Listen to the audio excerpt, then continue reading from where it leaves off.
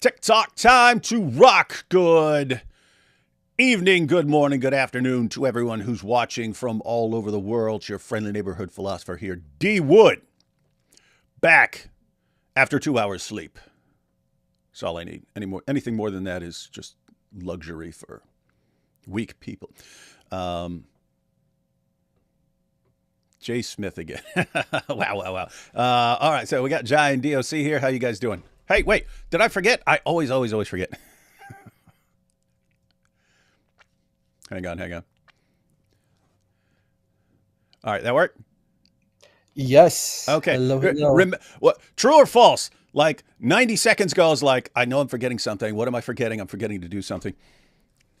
That was it. Yeah. Yeah, that was it. I know it. I got to click on to bring people in. So how you guys doing? Yeah, we're doing good. Yes, we're covering this topic once more, and hopefully this puts it to rest. On this particular issue, basically, right? Yeah, on this particular issue, we're very clear that we're not even weighing in on the existence of Muhammad. What we're saying is something very, very specific, is that if you are going to give arguments, just make sure that those arguments contain correct information. Mm-hmm. And so we're specifically talking about those arguments. We're not even weighing in on the debate. Does Muhammad exist or not? That's outside of our field, outside of our wheelhouse. We don't. There's areas that we can comment on. There's areas that we can't comment on. That's one of the areas we can't comment on. Maybe in the future we'll study it out if we're interested. God puts it on our heart. But right now we're just commenting on these particular arguments and dealing with those and why we are just warning Christians not to use these arguments. And I can't even tell who's a troll at this point. Like here It's pretty hard. It's pretty hard because the people that this topic draws in, you're going to get a lot of. Yeah, so what do you think, troll or not? Kevin from Sales says, I just find it interesting how there are no coins of Muhammad, nor anybody but Muslims have ever written anything about him. It's like he clearly never existed. That kind of sounds like a troll, because Muslims never wrote anything about him. Muslims never wrote anything about him? Oh, no. Nor anybody but Muslims have written anything about him? Oh, no, this may be serious. Like, so you've got Bukhari and stuff, but no one else ever wrote about him. Yeah, like John of Damascus and so never wrote about him. No one ever wrote about him.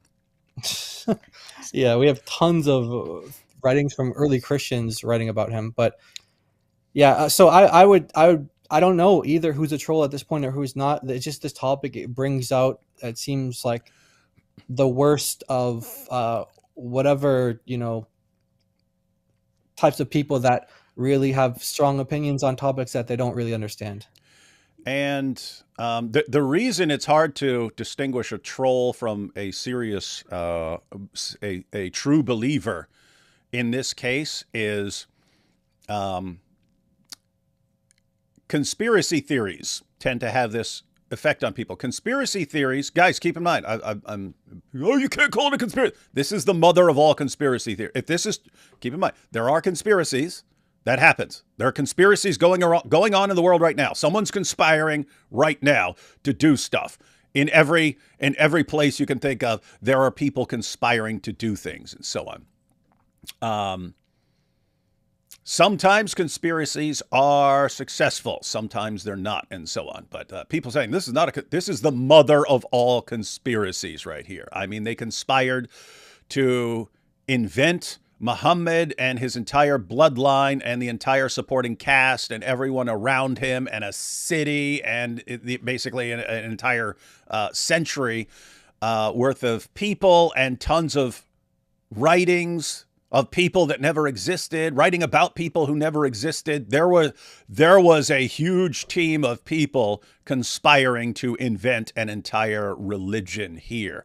If this was successful, this was by far, I can think of nothing that is even remotely in the same ballpark. This is by far the most successful conspiracy of all time. And they've literally, if this is true, if this conspiracy theory is true, they have literally duped billions and billions of people, Muslims and non-Muslims, on this. And it's just a handful of people who have caught on and seen through the conspiracy. But guys, that's why cults tend to have a certain psychological effect on people. And that's why conspiracy theories have the same impact, psychological effect on people. It makes you think you're special. You're the one who sees through everything. You're the one who's got the special knowledge. Everyone else, they're dumb. They haven't figured it out. They can't catch on. But you're part of this elite group of people who have figured everything out. So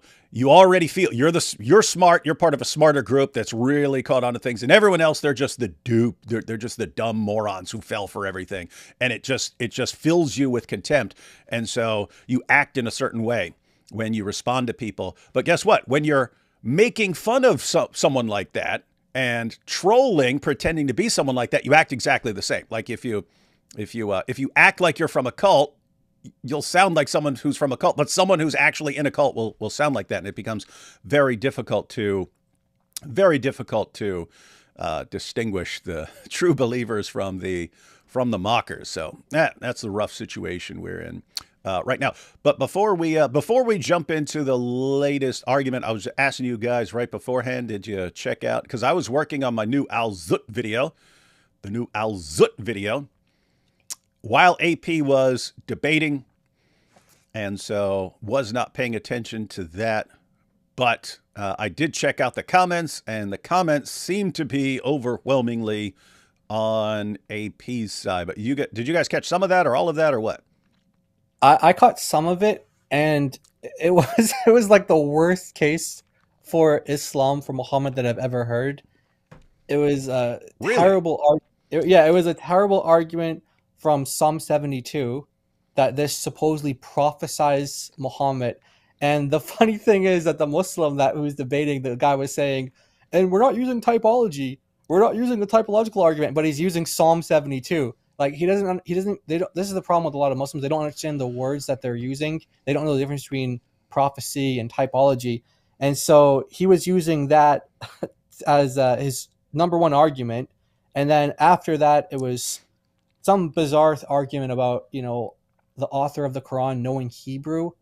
And then AP's rebuttal to that was hilarious because he pointed out things like I would guess he doesn't even know the Hebrew name for God.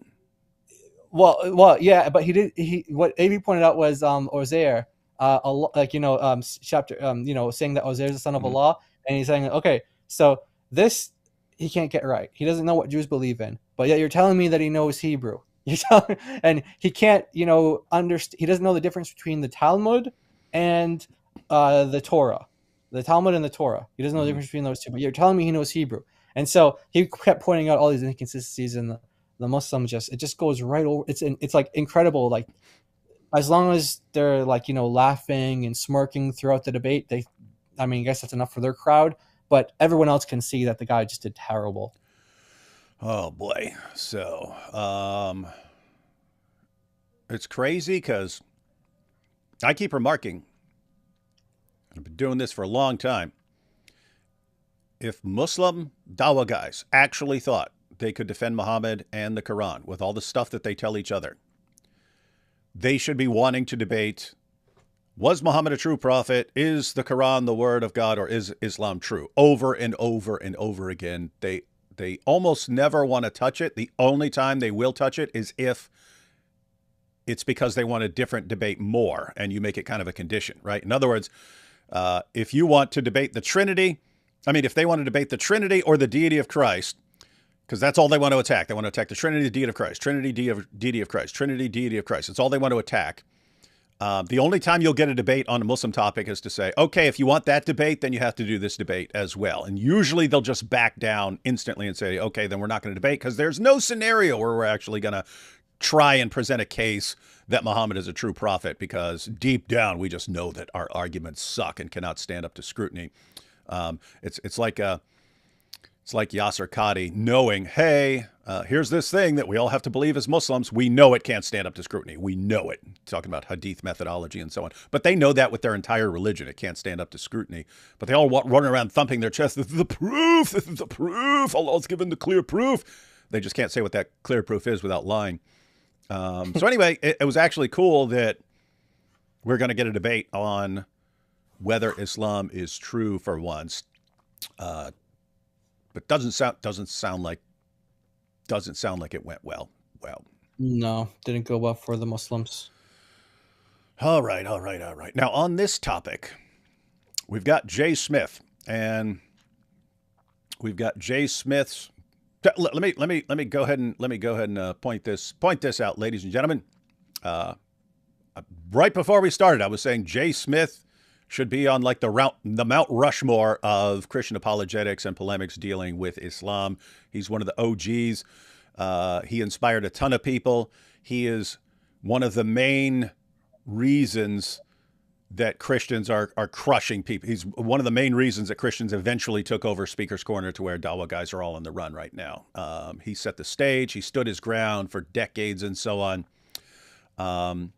When he came out, when he started arguing Muhammad didn't exist, I've always held the position, hey, it's kind of a new argument. Sometimes you just have to run arguments. Sometimes you just have to run the argument, see where they go, see if it works. You give an argument, people will respond to the argument and so on.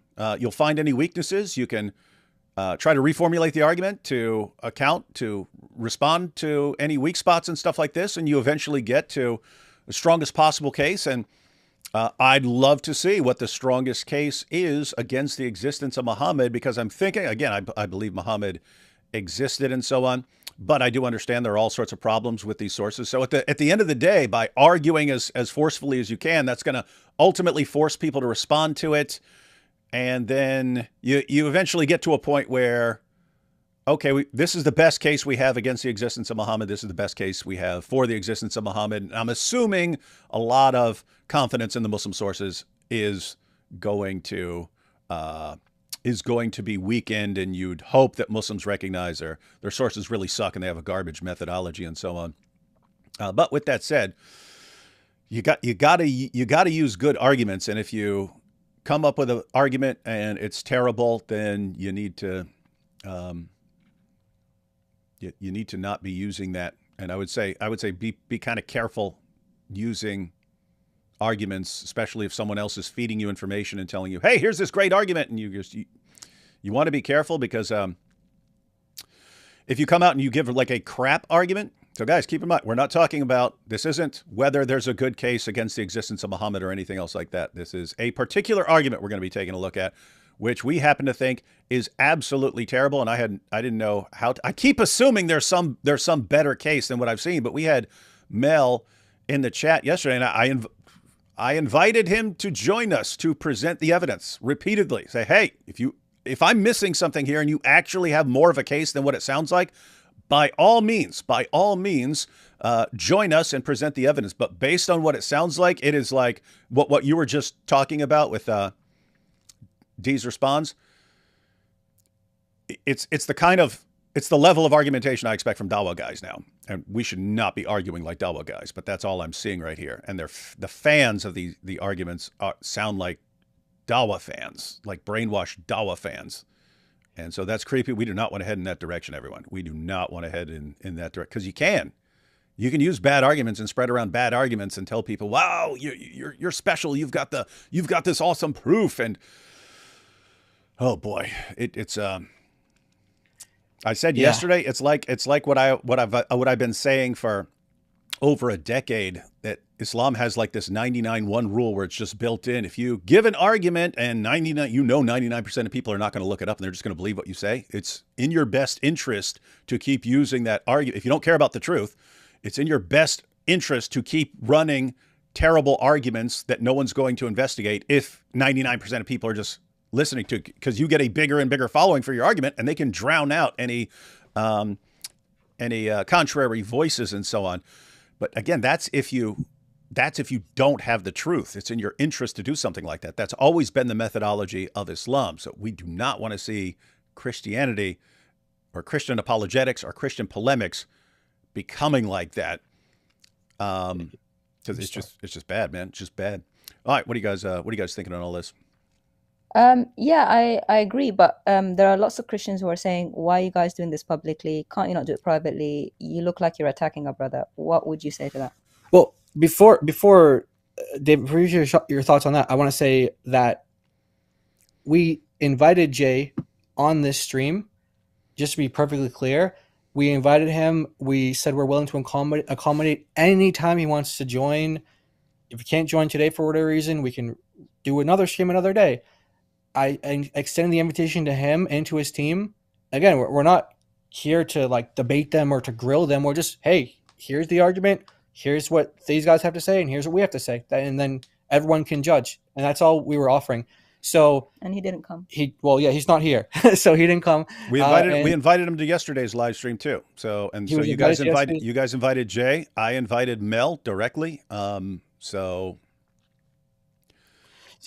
my take on it is, in terms of entering the Christians who genuinely just want to know. I'm not talking about like the trolls. We'll get to the trolls eventually. We kind of talked about them at the beginning, but we'll get to them eventually. Or the bad spirited people who are I'm saying like the people genuinely want to know, why isn't this being done in private? Look, we're just commenting on the argument. So this particular argument was said to over 1 million people. The video in particular has over 1.3 million views. So us discussing in private about how bad the argument is and why it shouldn't be used is not helping those 1.3 million people. So whether the correction comes from Jay and his team or whether it comes from us, our concern is only that the correct information is put out there, because we don't want our brothers and sisters in Christ to be equipped with bad information, because that can backfire really bad. And we don't want to see that happening. So that's part of the reason. And then, David, you can, whatever, what you think.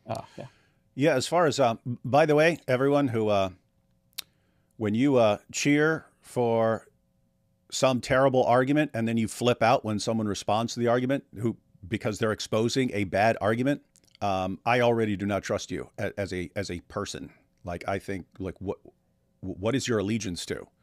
If someone gives an argument that is terrible and that is based on complete misrepresentation, and you're training people to use this is the stuff that everyone needs to use out there.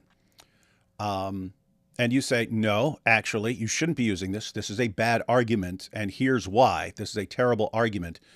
And you say, no, you just have to discuss this behind this. What are you talking about? Like, what?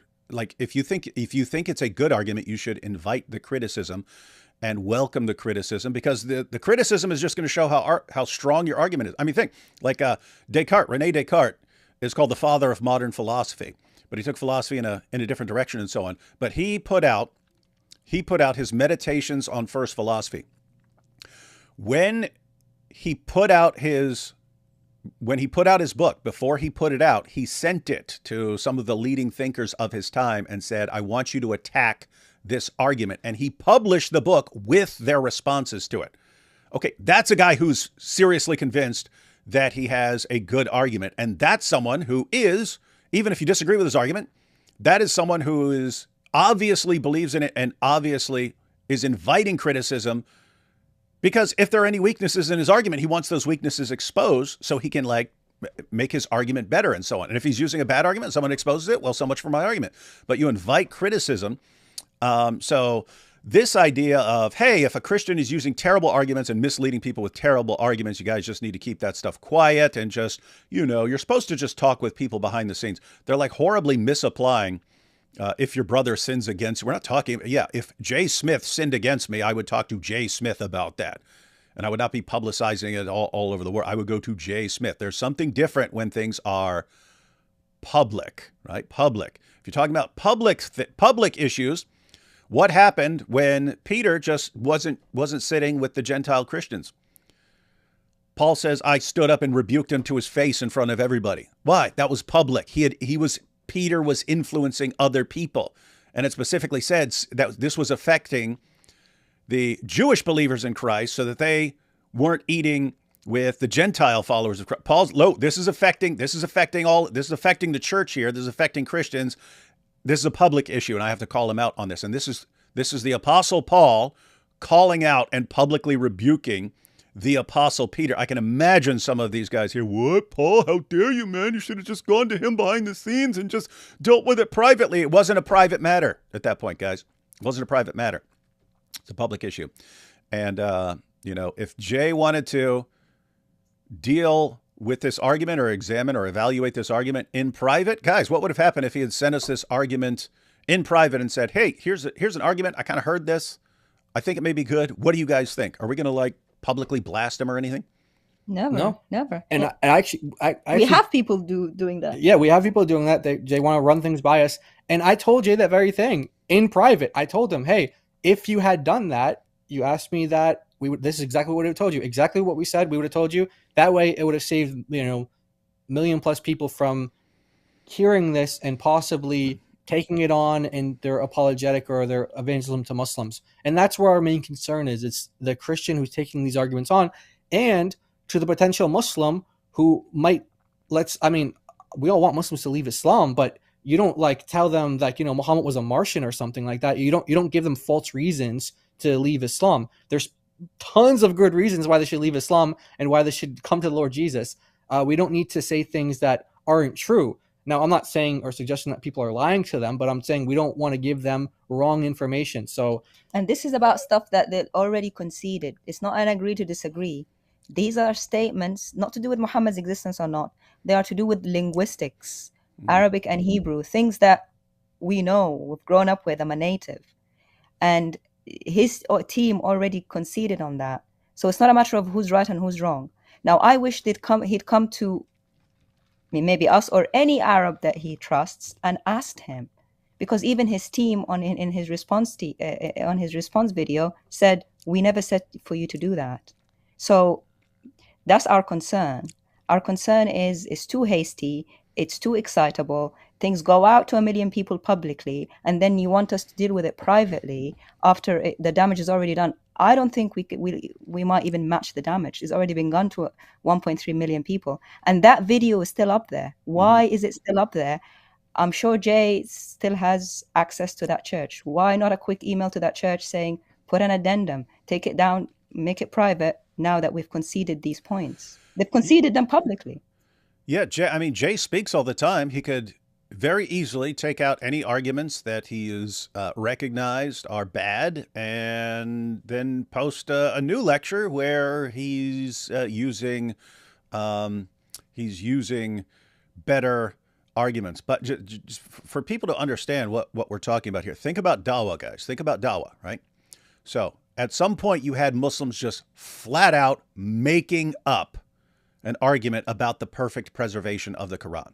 Right, the perfect preservation of the Quran. It was a complete lie, no matter which way you looked at it. If you looked at the Muslim sources talked about entire chapters coming up missing because Muslims were too lazy to recite them. Large passages coming up missing because the only people who had them memorized died in battle. Verses being eaten by a sheep. It was a disaster. Muhammad's earliest companions couldn't agree on what's even supposed to be in the Quran. They couldn't agree on which chapters are supposed to be in the Quran. It was a giant disaster. So you can look at it just from the Muslim sources, or you can look at the textual, you can look at actual manuscripts, like Dan Brubaker and so on, lining up manuscripts. And it's like, he was showing one page where it was like 11 textual variants on one page of a manuscript and so on.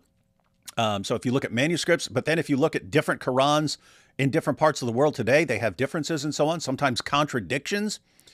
And so, but this argument became popular, very popular, the most popular argument. Did all of their scholars know that this is completely bogus? Yes. All the scholars who actually deal with the history of the text or in whatever fashion, they all knew this was complete deception. They all kept their mouths shut about it until Yasser Qadi was basically forced to be honest for a couple seconds of his lying life. Because at that point he couldn't say perfect preservation, because now it was so public that it would, other people, scholars who are actually paying attention, would have known he was lying and would have exposed him. So he wouldn't have been able to show his face in the academic world, which is what he really wants. He wouldn't have been able to show his face in the academic world if on that stage he had said, yep, perfect preservation right down to the letter. So he had to squirm and say, let's just not talk about this. And he kind of gave away everything. But I mean, think about that, guys. When that sort of thing happens and then it's eventually exposed, it's not just the people who are using the argument who are exposed as deceivers. It's everyone who let it go and kept their mouth shut. Your entire community was exposed as either liars or complicit and not willing to stand up against lies. And I don't trust the entire Dawa community. I regard them as a bunch of chronic compulsive liars or a bunch of cowards who are more interested in their own reputation and not being attacked than actually speaking the truth. And we see what happens when someone speaks the truth. When Yasser Qadhi was kind of forced to give a little bit of the truth, he gets attacked by the community. Why is he being attacked by the community? Because the entire community had been lied to. That we don't want that in Christianity, where you have someone giving terrible arguments and they spread these arguments around and then people use the arguments, and we don't want to cause division, so we'll just let these terrible arguments slide. Eventually, when it blows up in people's faces and it's exposed as a lie, it's not just the people who are using the terrible arguments who are going to be exposed. It's all of Christian apologetics and polemics who are going to be, okay, so you knew this was bogus and you guys didn't say anything. Okay, I don't trust any of you guys anymore. If I were a Muslim and I saw that, keep in mind, it's not. We are calling it out. But if it was a situation where people are using bad arguments that are just made up, and are complete speculation or terrible arguments or even outright deception, if none of us spoke out against it, we all just, oh yeah, but it's being used against Islam and we don't want to cause division, so just keep spreading this nonsense. If I were a Muslim, I would never trust us. I would never trust us again. And so it's like Christians, that's what you want to do with Christian apologetics is just turn it into like deception and cowardice. Not on our watch. What were we saying? Yeah. This and let all the Muslims and non-Christians hear it here. We don't just jump on Dawa gangs for misrepresenting the Arabic, but then when it comes from our own camp, we let it slide. Any Muslim who knows Arabic will say, you guys, you're from the same team because they see us all as one. You're going to let him say that Muhammad is Messiah. You guys don't know what Messiah is in Arabic. You guys call Muhammad hijab out when he makes one vowel mistake. You're not gonna call this out, and so it's like, yeah, exactly. So no, we don't have partiality. We're calling all of it out, so that no Muslim will say when it comes from your camp, you're cool letting falsehood slide. And again, it's not about persons or personalities. We're talking about the arguments. Now, I do want to speak to this now.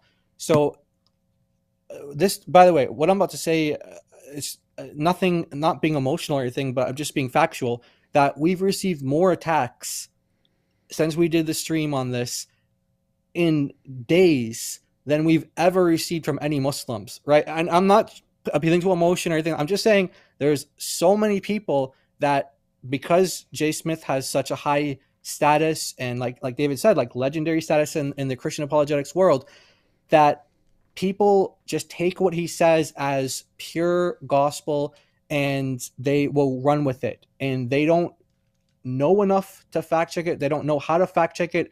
And so they'll just say, hey, Jay said it. Who are you guys? You guys are new on the scene. Why we trust you guys?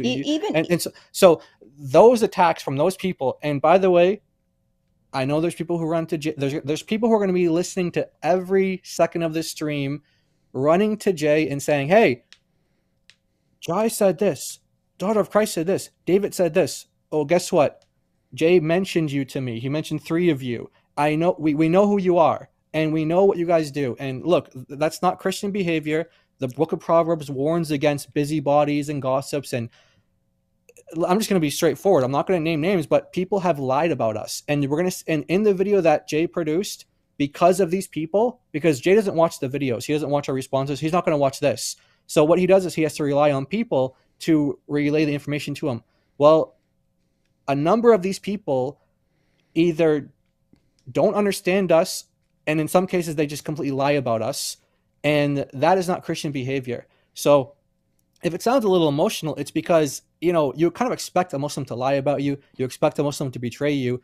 But from your own Christian, like you guys who come to Jay and you're his friends and you come to him and you guys think that, oh, because I'm coming to Jay, he's not going to go tell, Jai and DOC, and he's not. No, he tells us. And then we correct the record with him because guess what? We have receipts. We don't edit our videos. We don't edit our videos. We don't edit our live streams. We have the receipts. We know exactly what we said, and we have the transcripts. So whenever people come to Jay and say, "Hey, Jai said this," and he comes to me, "Jai, did so and so, came to me and told me this." Yeah. So you guys aren't safe. Who you come to him and you make lies about us.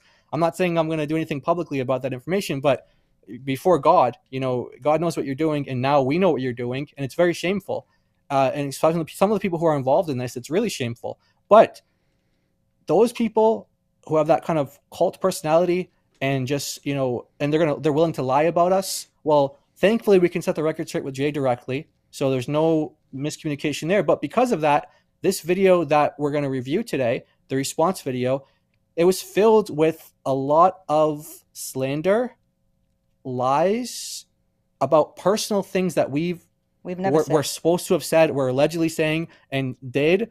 And so afterwards, after that, Jay had to edit things out because of these people who go around telling them, Jai and Daughter of Christ said this, and we never said that. And Jay got it confirmed that we never said that. So he had to go around and edit those things out. So we don't know how many people heard the misinformation, the slander, and the lies about us.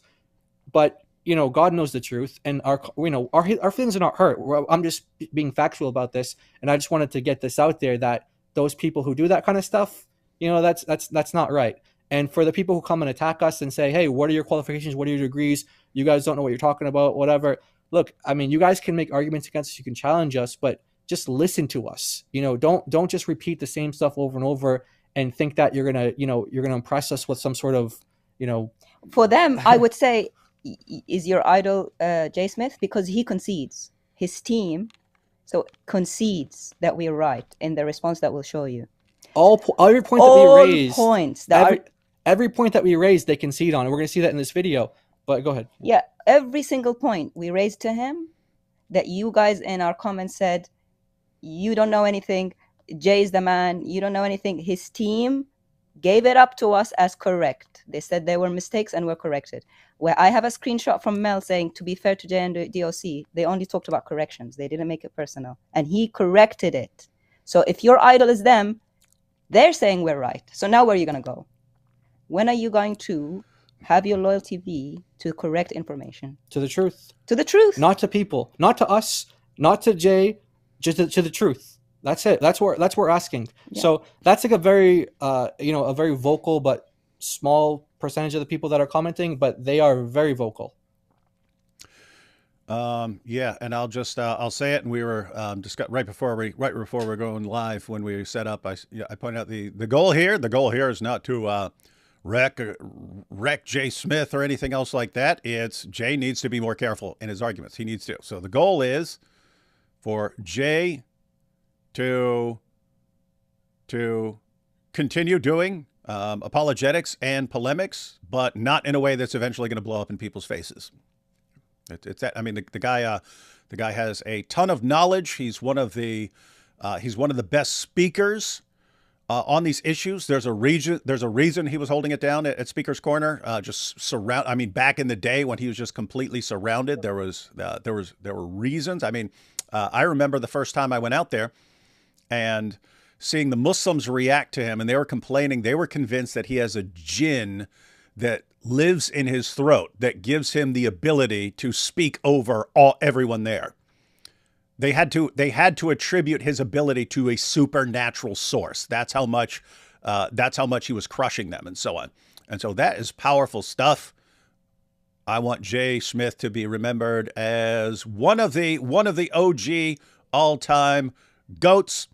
But some of the stuff that he's arguing right now is bad, and you can see the results of not calling stuff out, guys. Because at the end of the day, Christians don't want to cause division and so on.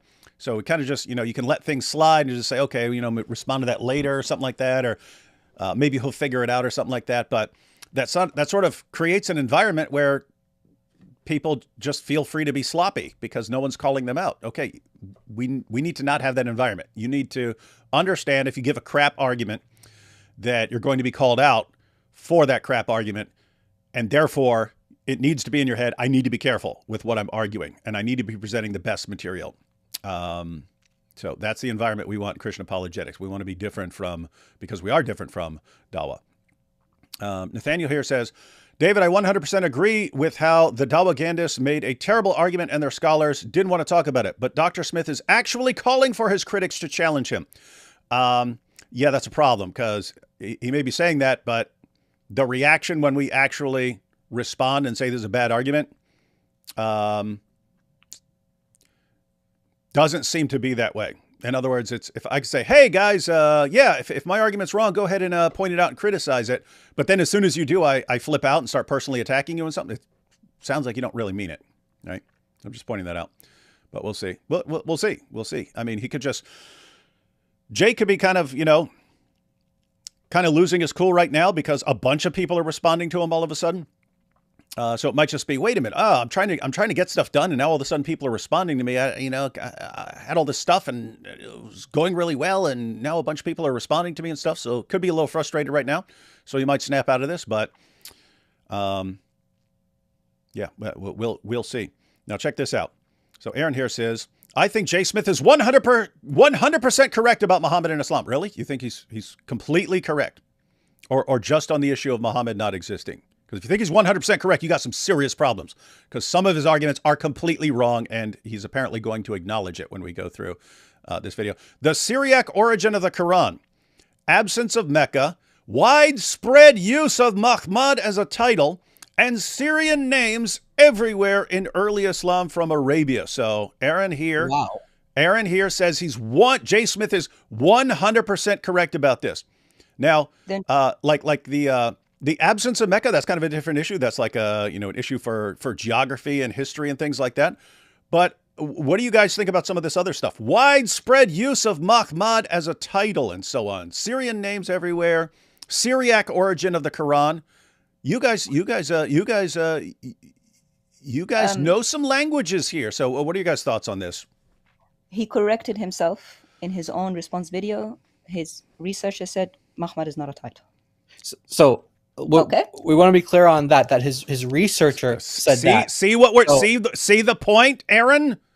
No, he's 100% correct. How dare anyone help? He's 100% right. Okay. Well, Jai and DOC corrected him, and he is, oh yeah, I was wrong. And you're still using it. That's the point. That's the point we're making right here. You hear something and you don't hear a response. And you think, oh, this is as good as gold. And it could be completely exposed and you're still running with it. That's the concern about the 1.3 million people who just watched that talk. They're not watching the responses. They're not watching this live stream. They're going to be people going around using this with other Christians, using this with their Muslim friends. And there are arguments that are completely wrong that Jay now acknowledges are wrong. And you're still 100% correct. It's wrong. And if you wanted to say 80% or something, that would be one thing. That would be some wiggle room for doubting certain things. No, 100% correct. And guess what? You're wrong. You're wrong. You've been duped by bad arguments and you believe them and you haven't critically examined them. You just heard them and never heard any responses. And then when people respond, oh, no, how dare you, was 100% correct. This is bad cult-like stuff. And this is exactly what I was talking about and what you just mentioned now. And that's exactly it. It's like they heard Jay say this and now that's it. It's the truth. And so that's the concern, because it's not just this person, but 1.3 million people heard this. So, oh, why are you guys going public? Because we want people to know the truth. It's like this guy doesn't know that, so to be clear, Mel's researcher is the one that conceded on all the points that we made. Now, whether Jay is going to be consistent with that or not, whatever he says to me in private, whatever he does in public, sometimes those are two different things. But what I will tell people to do is listen to what we have to say today.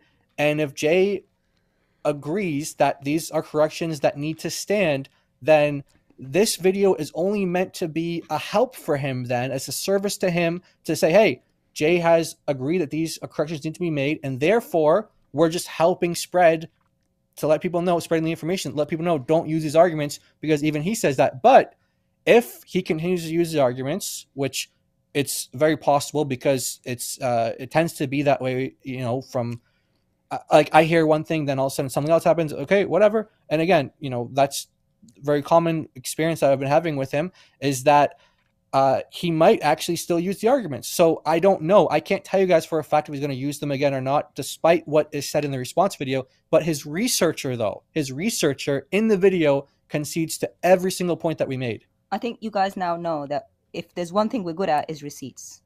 We have receipts from his own mouth, his own team's mouth, in his own response, and he didn't challenge it, saying we shouldn't have used the word title.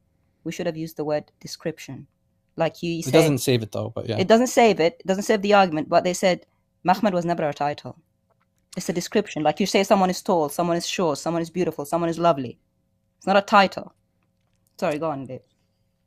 Oh no, I'm just that's these guys are making our points. But he's right about the title. They're acknowledging they're wrong about the title. What more do you want?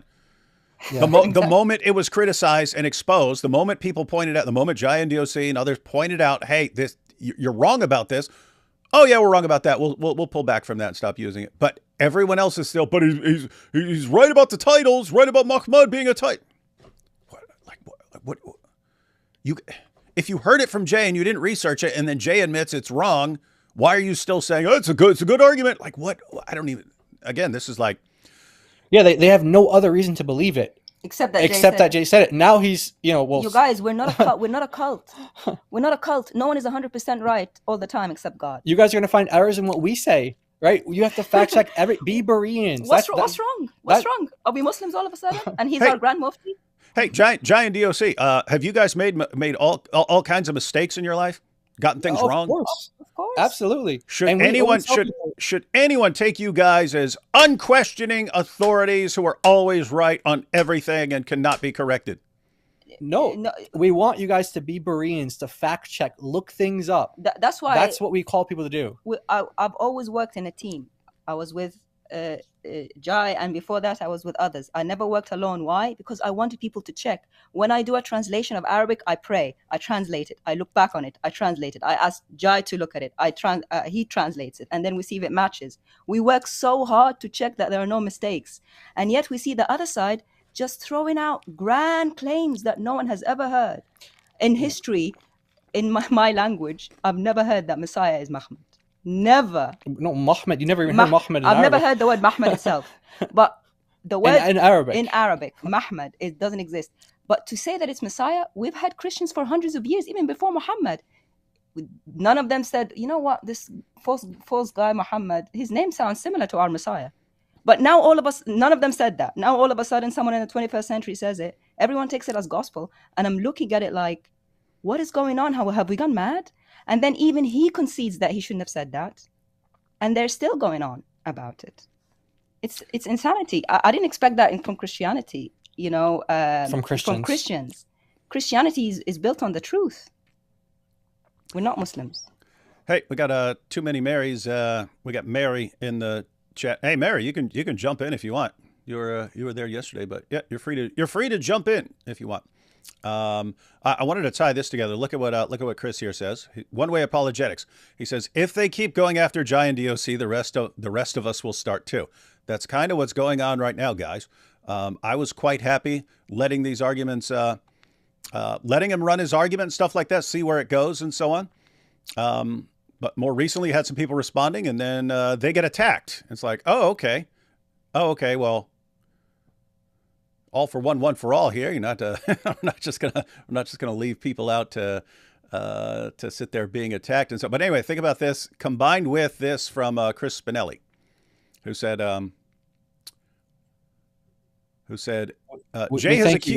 Jay has accused you, David, of chasing the money when you disagree with him about Momo not existing.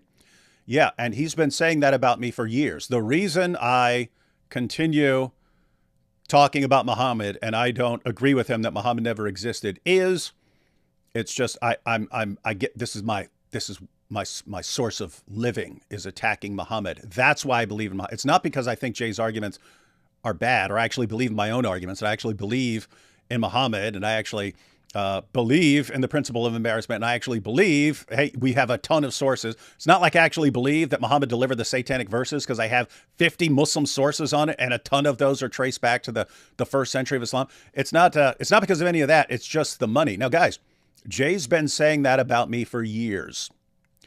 How many times have you heard me respond? I didn't. I've never heard you. Anyone? I let him go with that. If that's what you want to say about me. But then he starts saying about other people. Okay, that's a different. You can talk trash about me all day long. You can attribute every diabolical motive you want to me. I'll let you go.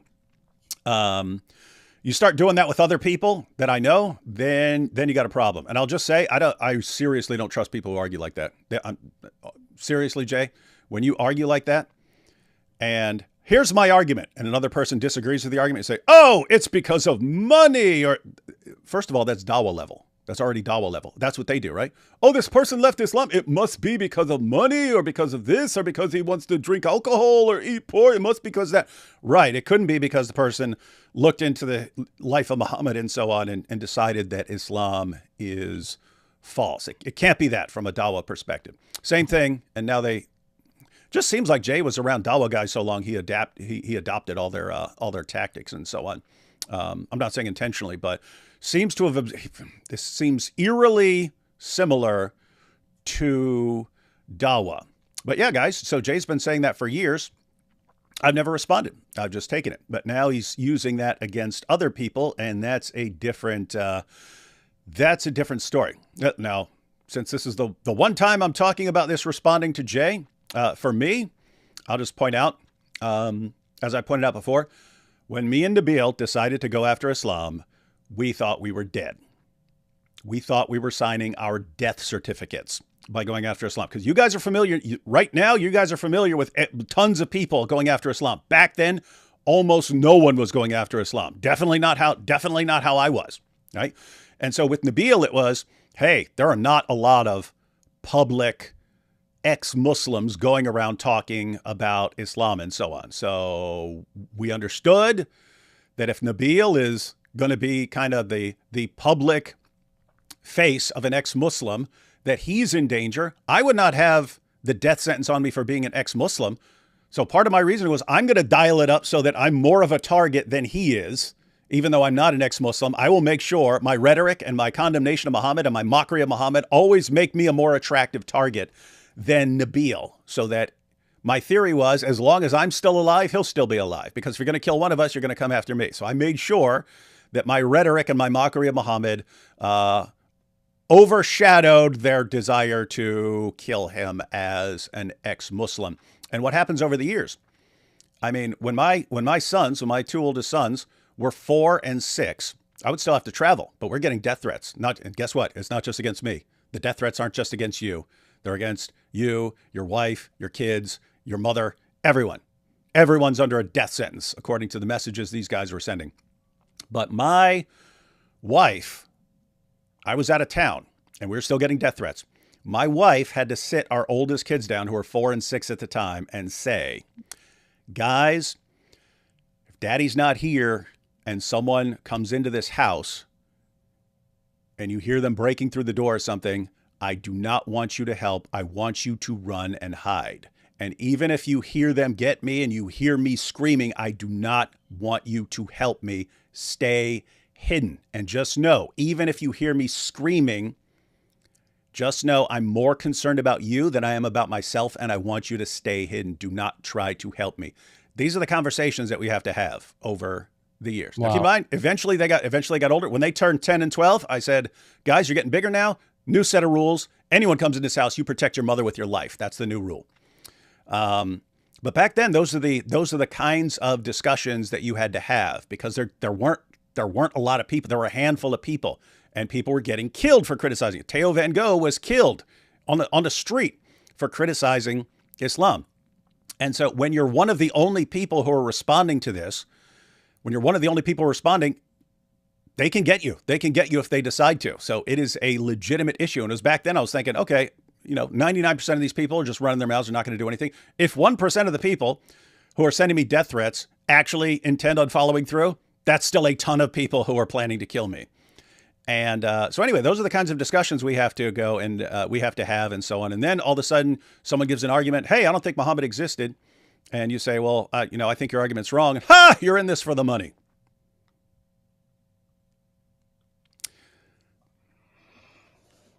Interesting. I have to say, if I were in this for anything other than someone needs to do this crap, because otherwise this is going to subjugate the entire world, and everyone's going to pay the price for this. So I have to take a stand, and I know I'm putting not only myself in danger, but my friends, my family, everyone. I'm putting them all in danger by doing what I do. I have to do it anyway, because if I don't, there aren't going to be people. Like everyone who does it has to understand, hey, we're putting ourselves in danger here, but you have to do it anyway. And so then you do that, and then the response is, you disagree with me? You're just in it for money. It's kind of repulsive, Yeah, when we heard that as well, guys, we did a stream on this topic, and if you guys want to get like the detail evidences, go to that stream. But in the beginning of that stream, we covered this point because this was said in the debate that Jay Smith had with David on did Muhammad exist. And so, yeah, it's a very disgusting, ungodly accusation. And I mean, it almost brought a tear to my eye listening to what, David was saying as he, what his kids and his wife and, what they had to do in light of, what David does, because God has him in this ministry. And, to accuse someone of that, of with those types of motives, it's just really disgusting. And, may God have mercy, because that's a really, really terrible accusation to make against someone. But then they make up that we said it about Jay Smith when we never did. So they do it both sides. So they actually do it against us, say it against us, and then they invent that we said it about him. Do you see the demonization of the other side? Just because, and gaslighting, just because someone says, excuse me, Muhammad doesn't exist in my language, and if it does, please show me evidence. What do you know? You're just doing this for money. That's why, blah blah blah. Look at Terry here. Jay brought evidence. Why not to be Terry? What planet are you from? We did a 3-hour live stream yesterday going through his coins argument. We did a 3-hour live stream going through his coins argument. Today we're going through his argument from Muhammad. Why are we talking about things in general beforehand? Because if we just jump into the issue of Muhammad, you're going to be, why aren't you just dealing with this behind the scenes? Why would you bring this up? So we're trying to deal with the issues that you guys keep bringing up before we get into it. Keep in mind, this is another like cult. It doesn't matter what you do, they'll complain. Like if we jump into the evidence, well, what about this? Why are you doing this? Why isn't this behind the scenes? So you kind of have to deal with all that stuff. And we want it to be understood. We don't want people to misunderstand and think, oh, this is just about us attacking Jay. And we're trying to tear other people down so that we're higher up by comparison and stuff. We're trying to clarify what's going on here. And you complain about it.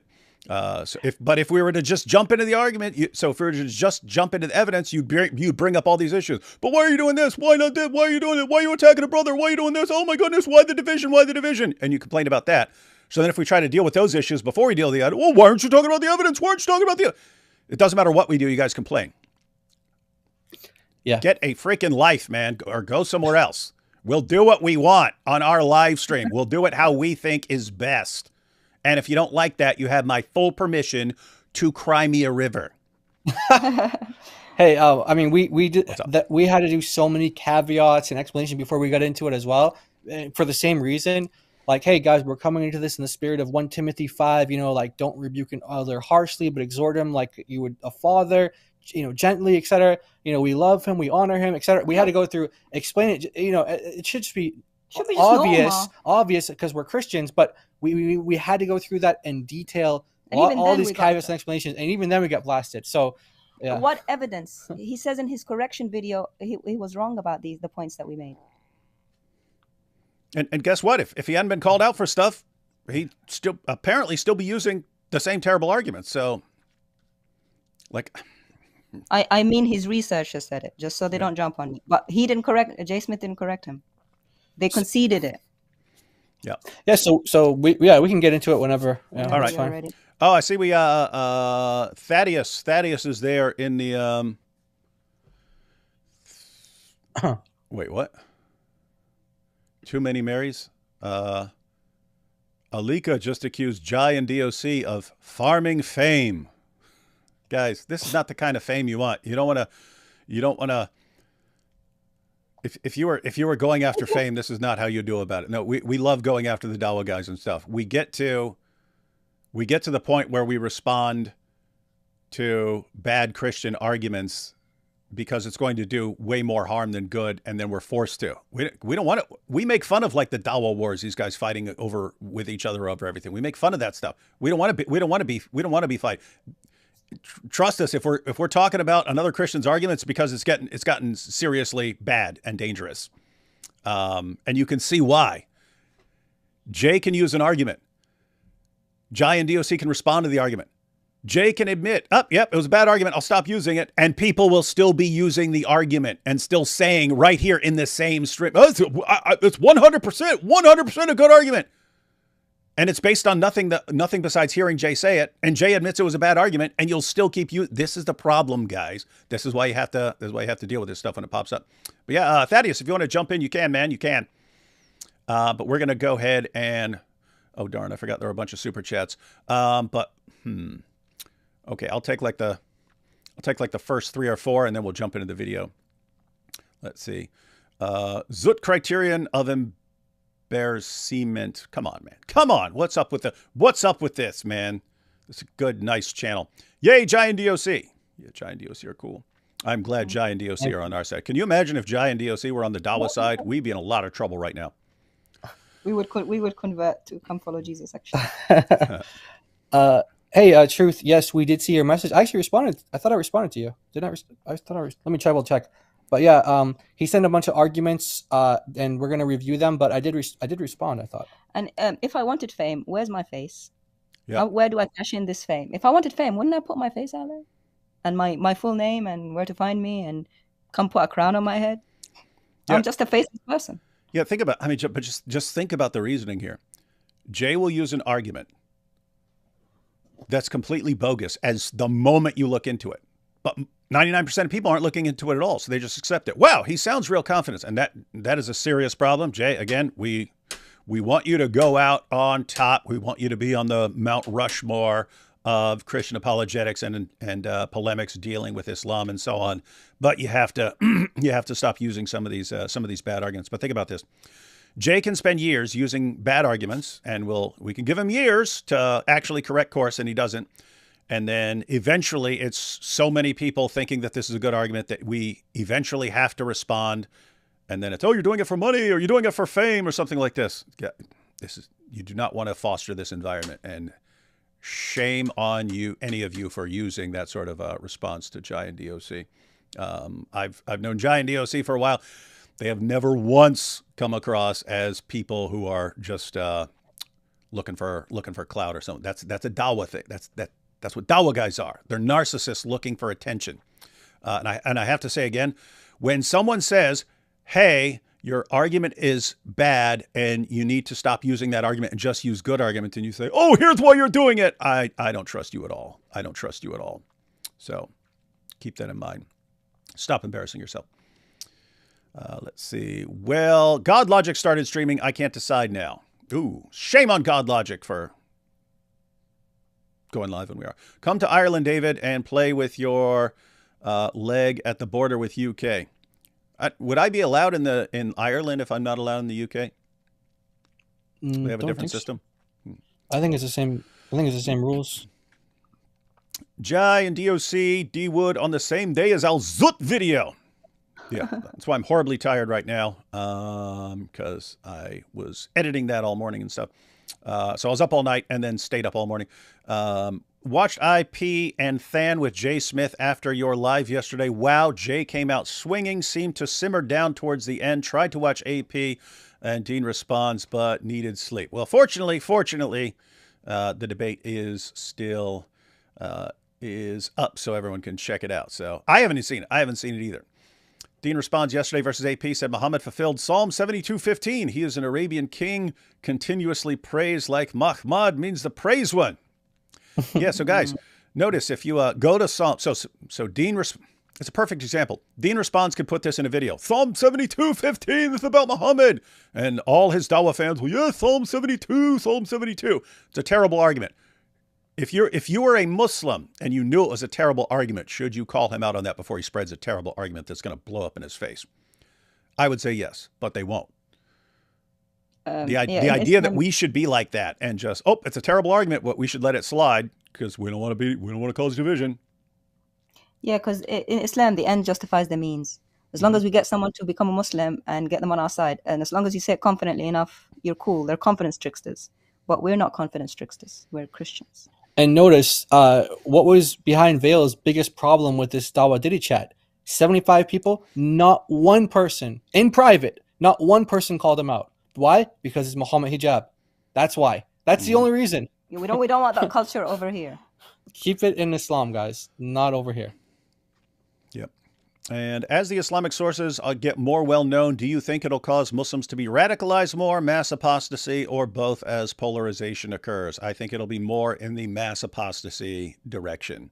The radicalization isn't going to come from the Muslim sources being more widely known. It's going to come from a sense of desperation because of the mass apostasy. In other words, they're already going into panic mode. You're going to see violence, because when they see something going wrong, the tendency is to respond with violence. It's just the solution in Islam. You react violently with tantrums and things like that. And also, when you're having doubts as a Muslim, the tendency is to kind of compensate by becoming more radical and so on. So yeah, you're going to see some serious problems, but it's because of the avalanche of apostasy, and they're in full panic mode, and some of them are going to react violently and so on, because that's just how you do things in Islam. So yep, get ready for some rough times ahead.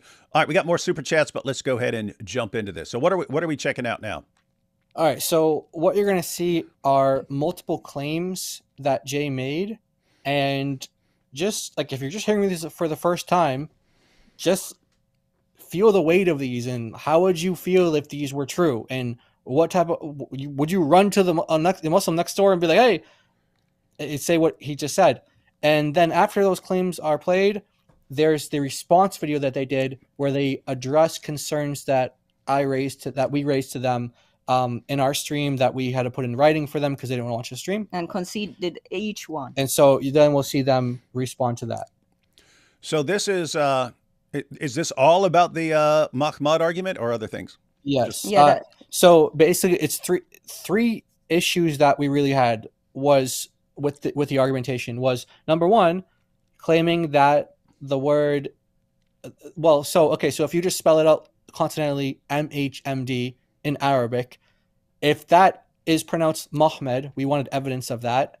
And then there was a further claim that in Hebrew, Mahmed is the definition is the anointed one, the Messiah, and the blessed one. No, he said it in Arabic as well.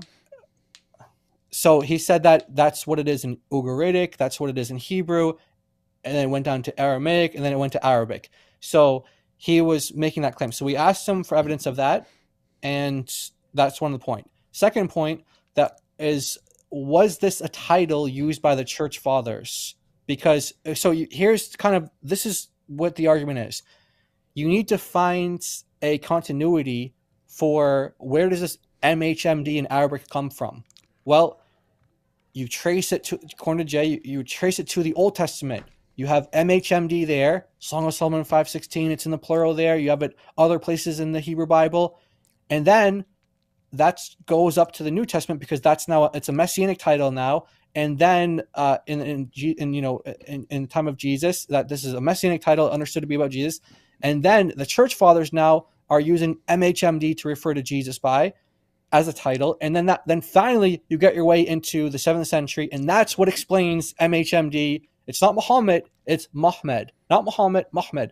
So there has to be this continuity starting from, he goes back to Ugaritic, and then he goes to Old Testament, New Testament / church fathers. And so we asked for evidence. Give us any evidence of any church fathers that you claimed that said that Muhammad was a title for Jesus. And then he also claimed that Jews use it as a title too. And so I thought this would be really fun to do on your channel, because I know that you have a Jewish audience in part. There's a lot of Jews who began to follow you after you guys started covering October 7th. Jews love me.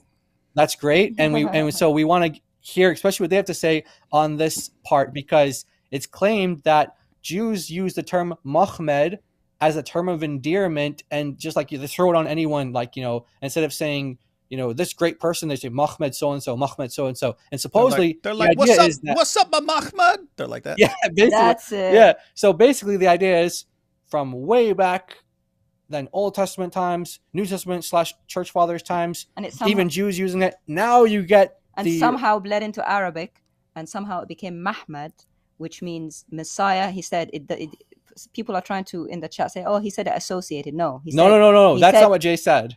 That was the correction. Initially, he said it meant this. Yeah. Anointed one, Messiah, which never occurred anywhere that I've ever seen in life. And people are like, "Oh, well, he didn't live 1,000 years ago." We do Give have us evidence. We do have actually lexicons and dictionaries from very, very long ago. The earliest one about the 9th century. But if you're going to make up a word and insert it in my language, please tell me where you got it from. That's all we're asking. Honestly, this to me sounds like Klingon. Someone made up a word and put it in my language and pretended it was Messiah, when the word Messiah is not. The word Messiah is very common. People knew what it meant. Muslims used it. Christians used it before Muslims ever did. No one ever said Muhammad was Messiah. It's Masih. It's always been Al-Masih. Al-Masih, the Messiah. Unless the Jews are hiding it like they hide the fact that they worship Ezra. So, Yeah. And he said that so clearly as a fact. Muhammad in Arabic means the Messiah. And my jaw was on the floor. And I just have to say, because this happens a lot when we start talking about it, people are like, "Oh, you guys speak modern Arabic, not the, Quranic 7th century Arabic, and, you guys don't know that languages evolve over time." Guys, we're well aware of that. And we also know that every language has loan words. Because that's another thing. They're talking to us like we don't know these very basic facts. Just want to be clear. We know that there are loan words in languages. We know that there are loan words in Arabic. We know that there are loan words in the Quran. What we're asking is prove that it's not Muhammad, prove that it's Muhammad, and that's a loan word from Hebrew or from Aramaic or whatever Jay is claiming exactly, which we're going to see. It's kind of confusing what exactly the clarification is, but do that. Make the case for that. That's all we asked for. And we didn't get anything. Yeah. So yeah, there we go. Hey, one more comment real quick. Nicholas says, "We're an hour into the stream and you're only now getting to the topic. Now I remember why I don't watch these live." You're still here though. Yeah. Well, no, not anymore. Not in the comments section, because I have the ability to block people. Goodbye, Nicholas. Yeah.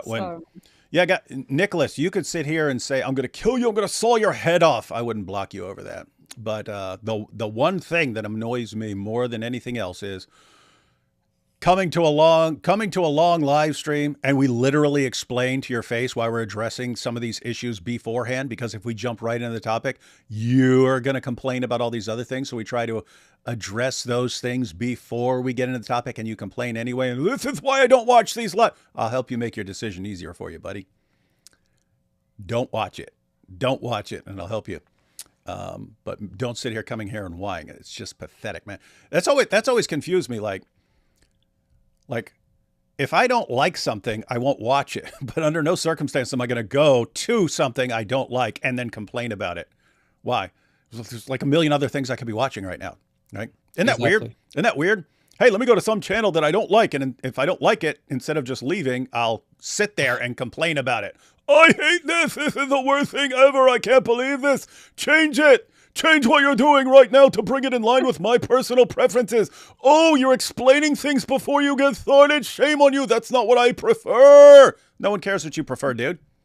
I would have just waited till later and sped through whichever bit I didn't like and just did it silently. Yeah, isn't that weird? Yeah, this live stream is going to be something like, you can just scroll through to where there's the part that you're interested in, right? You literally don't have to sit here and whine. Anyway, gosh. The internet is creating narcissists who think the entire world has to revolve around their personal preferences. The internet's big, guys. Guess what? I'm not interested in 99.9% of stuff on the internet. I'm not going to go around complaining at all. How are you not just posting what I like? Because there are different people who like different things, and the world doesn't revolve around me, dude. But fortunately, never have to hear from that dork again. All right, let's go ahead and check this out. Jay's Mahmud argument. In some ways, this is what we call peer review. I'm not saying that Kai and Daughter of Christ are peers and that they're at the same level that we have, because we've been working on this. He keeps calling you Kai. Yeah, he doesn't. So is even just to be I'm wondering, am I wrong? Are we all wrong? Is it Jai or is it Kai? Jai. Yeah. Okay, Hi, Jai. Wilson. Okay. Yeah. Yeah. I was like, maybe he He knows gets my something name I right. don't. He gets my name right though. No, he kind of alternates between the pronunciation. He put my name in little quotation marks. It's because you're. So it's like because you're the ones using the nickname, so that's why they did that. Yeah. Hang on. What is this? What is this idiotic nonsense over? Is this someone trolling? Alika says, "Too many Marys. You need to retract and apologize what you said about coins because rulers, whenever there is a conquering ruler, you will see a new coin." See, same thing. We literally No. we literally destroyed that yesterday. This is the problem, David. Speaking This to the This is the It's problem. Yeah, that's the problem. Yeah. Yeah, so guys, think about this. Jay can make a claim. Did you know that every time a new ruler, any time in history has come to power, for even 5 seconds, he instantly starts printing coins with his face and his religion on it. And then they'll all run out, yes, this is the truth, this is the truth.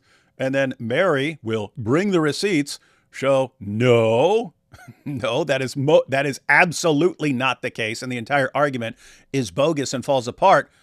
And they won't pay attention to any of it, and they'll just, oh, you should apologize. Because rulers, whenever there's a conquering ruler, you see a new coin every single time. Where are you getting that from? Because I heard Jay say it. Okay, Jay's wrong. Why are you still clinging to it? I'm assuming you're not just trolling. Might just be a troll. But that's the weird part. It's like It's hard to tell. Yeah, we can't tell. it's hard to tell because the trolls can sound. All you have to do is sound like a complete dope who just is incapable of critically thinking about anything, and you'll sound exactly like one of the people coming in. And by the way, it's kind of a side note, but that's another reason for responding. It's become a huge distraction to everyone else. As long as you're out there making an argument, okay, go run your argument, see where it goes. If it turns out to be a good argument, it'll stand the test of time. If it doesn't, no. But when they get these like cult tactics and they become like this cult following, they have to be a constant distraction. I could be sitting there having a discussion with a Muslim, and a Muslim can say, Muhammad is the greatest man who ever lived. And I can say, actually, what do you think about him having sex with a 9-year-old girl and this and that? And instantly, David, why are you saying this? Muhammad never existed. And they'll try to derail the entire thing. It's become this huge distraction. It's annoying as crap. We've got Muslims leaving Islam left and right, hearing about the problems with Muhammad. And every time we bring it up, we got some Jay Smith fans coming and trying to derail the entire conversation. That's Weird. exactly what Raymond Ibrahim said. He said the only reason he's addressing it because his comments are getting filled with people saying that very thing. What are you doing wasting all your time talking about Muhammad? He didn't exist. Yeah. So that's what that's what led to that whole, debate that they had. Yeah. All right. So here we go.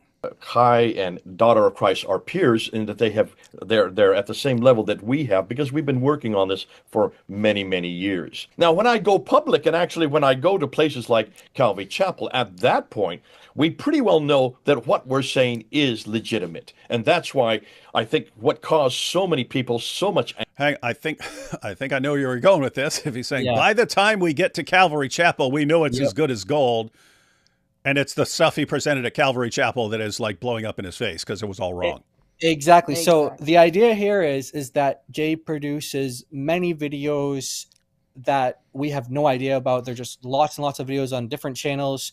And he's saying that is just basically theories we're throwing out there. We want to get people to kind of give feedback in the comment section. Now, we don't present them as theories. We kind of just say them. I kind of, he said, like, sometimes I have a problem with like overstating things or sounding too confident about things. I need to exercise some humility in that. And, we'll see if he does that or not. But Hang on. He said that? He said he needs to. Yeah, because that's kind of my main issue with the way Jay presents stuff is he will present some speculate, which I'm fine with saying, hey, I've got a theory. Just today I presented a theory about what was really going on with Muhammad and why he might have thought this Al-Zut scenario was actually, there was an idea at the time that men could inject manliness into you and stuff. So it's possible. So I can present it like that and so on. So I'm fine. I'm fine with presenting stuff like, out there. But the thing is, Jay Smith will say 2 + 2 is 12 with the same level of confidence that he says 2 + 2 is 4. If you were judging by his confidence, there's no difference. You don't see a difference. And so if he's acknowledging that, hey, when I'm presenting something that's, I'm kind of presenting as a theory and so on, then I shouldn't be sounding like I have complete confidence in this. That's good. That would be good. So whether he's going to do it, that's an issue. That's an issue. Now, that's for those videos that, are just on, the channels that he frequents. But he said, but when he goes to the churches, when he does these presentations, that's not theory anymore. These are solid. These things are facts at this point. We know that they are. Heads up, they're not. Yeah. So. Right. Here we go. So again, we're not looking for some like obscure video with 1,000 views where he said some like off the wall thing and we're like, what are you doing? I wish it were that. This is the one where he's saying, hey, these are the facts, and 1.3 million people saw it. But I'm not saying that the 1,000 people don't matter. We care about them as well. I'm saying when you do it on a large scale, that hires the responsibility, hires the accountability, and how we respond. And that's why I think what caused so many people so much anger amongst these 4 people is that video that I did a little over a month ago at Calvary Chapel, Chino Hills, has gone to over 1 million. It's probably 1.5 million people, and it's still growing. It has gone viral, and I think that bothers them. Yeah, that does bother them. Who are the 4 people? Us and Mary and Thaddeus. Yeah. So wait. Was he saying? Was he saying it bothered that we're hysterical and that we're jealous or something? Yeah, we're fearful. Okay, that's what I was wondering. I was wondering if it was, hey, they're concerned because this information that's wrong is going viral, and that's why they have to step in. No, it's because this powerful argument, because this is spreading so rapidly, because it's so powerful, they're getting jealous. It's more they're getting jealous, sort of. Okay, that's not good. That's how I read it. Yeah, so you wonder where these people get it from, like in the chat, like who are, like that's what you hear from Jay. And so, like I said, that's why they're angry at us. We can have cordial conversations with Jay, private, public, or whatever, but this is the stuff he gives us in public, so we have to respond to it. So, in private, he'll say the opposite, and then he'll say, hey, I'll edit that out and stuff like that. But this is what he puts out there. So when you say this, when you talk this way about people in public, which, whatever, it doesn't hurt our feelings. And by the way, the whole thing about being peers, in the spirit of like Philippians 2, like, we don't want to view ourselves as high or we're superior. Muslims view themselves as superior to everyone else. We don't want to view ourselves as superior to Jay or look, even equal. We'll be lower than Jay. Fine. But it just shows like that kind of attitude where, we're the up here. You guys are down there. What are you doing talking to us? And it's not biblical to say, I've been doing this 30 years, therefore I'm better than you. Because if you go to Matthew 20 and the Lord gives a parable of the workers in the vineyard, the ones who came later, just as equal. Even though the ones who were there all day grumbled because they got the same reward, the Lord gave the same reward to each. So just because I came later to work in God's field doesn't make me less than you. That's unbiblical. The Lord says the last are first and the first are last. So I can't believe that me as a younger believer has to say these things. The spirit of I've been doing this 30 years, therefore I can't listen to advice. I don't see it in the Bible. Proverbs says you take counsel from, it doesn't say if you're too old or if you're older, don't take counsel. The wise man takes counsel, and you can't be good at everything. And you're definitely not good at my language more than me. I'm a native. And so just saying. No, and I'm just saying in general, I mean, pretty much every way Jay's been responding to things, apart from when he actually like acknowledges and tells you guys, yeah, you're right, or something like that. His tendency is to, I mean, just think about it. Oh, you disagree with me? It's because you're after money. Oh, you disagree with me? It's because you're after clicks and fame. Oh, you disagree with me? You shouldn't be responding to me. I've been doing it longer than you. You shouldn't be. It's like everything that a person who is wrong and knows he's wrong would say. That's what you're saying, Jay, and it doesn't look good, man. It doesn't look good. It might look good to your fans, and if that's all that matters, that's fine. But to other people, I'm saying if I knew nothing about someone, but he stood up and gave an argument, and I had no clue whether his argument is good or bad. But I saw someone stand up and say, actually, you're factually wrong, and I can prove it, and here's my sources. And he instantly started going, but you're just after money. Oh, look at this person. He's just after clicks. Oh, look, you can't respond to me. I'd be like, okay, I didn't know anything about your argument, but I do not trust your argument now because I don't trust you, and you're the one I'm getting the argument from. So just keep that in mind, Jay.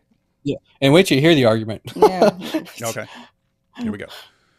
So just to be clear, this is, he says, once it gets to Calvary Chapel, once he's presenting it in church, that is the stuff that's as good as gold. And so we're about to see what's as good as gold. Okay, here we go. Now we know who this Muhammad is. His name is not Muhammad. His name is Muhammad. So who in the world is Muhammad? Wait till you find out. Here we go.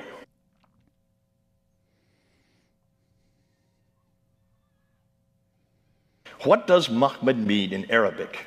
It is not a name, it is a title. It means the praised one, the blessed one, the anointed one, or even the Messiah. It's a title, folks. Anybody studied Hebrew? Have you looked at the Hebrew Bible? Anyone involved in this live stream studied Hebrew? I saw a couple people I saw one guy with a Hebrew name. He's in the chat, but yes, I've studied Hebrew. Oh, okay, that's good. So you can fact check right here. Okay, good. We're gonna do that. All right, that's good. The Old Testament?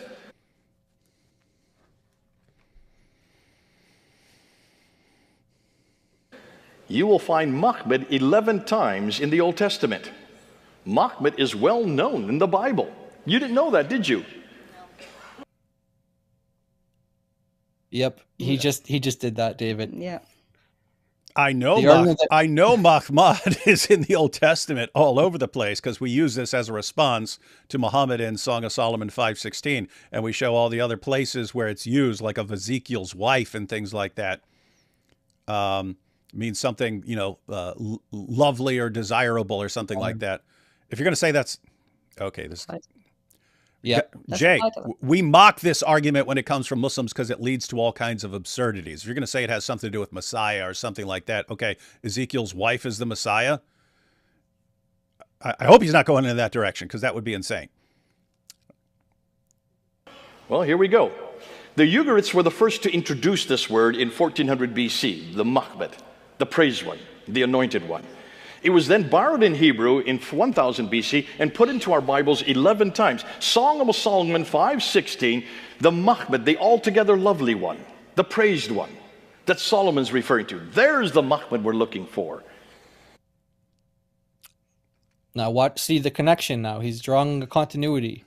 So claim number 3, Muhammad was used as a title for Jesus amongst the church fathers. Yeah, I have to say this is what we kind of got into it with Mel. Mel was just in the chat yesterday, and I invited him here to, if you have any actual evidence for this beyond what you're saying, because when I looked at you're going to see his arguments. I can't wait for you to analyze them because he puts it in a logical format, like A, B, and then A equals C. Yeah, he tries to defend it. As far as what I saw from the chat, and I clicked on a comment he posted somewhere, a post, but it was, you correct me if I'm wrong, but this is the way it seemed yesterday. There were Christians who said that Song of Solomon is really about Jesus and his love for the church, or Jesus and his love for the soul, or something like that. And therefore, since church fathers allegorized Song of Solomon and said it's about Jesus, therefore, they must use Song of Solomon 5:16 and use the Hebrew word as a title for Jesus, and this must have been all over the place, even though we don't have a single reference for it anywhere. It was something along those lines. Correct. And so wait, that's correct. That's the argument, because that.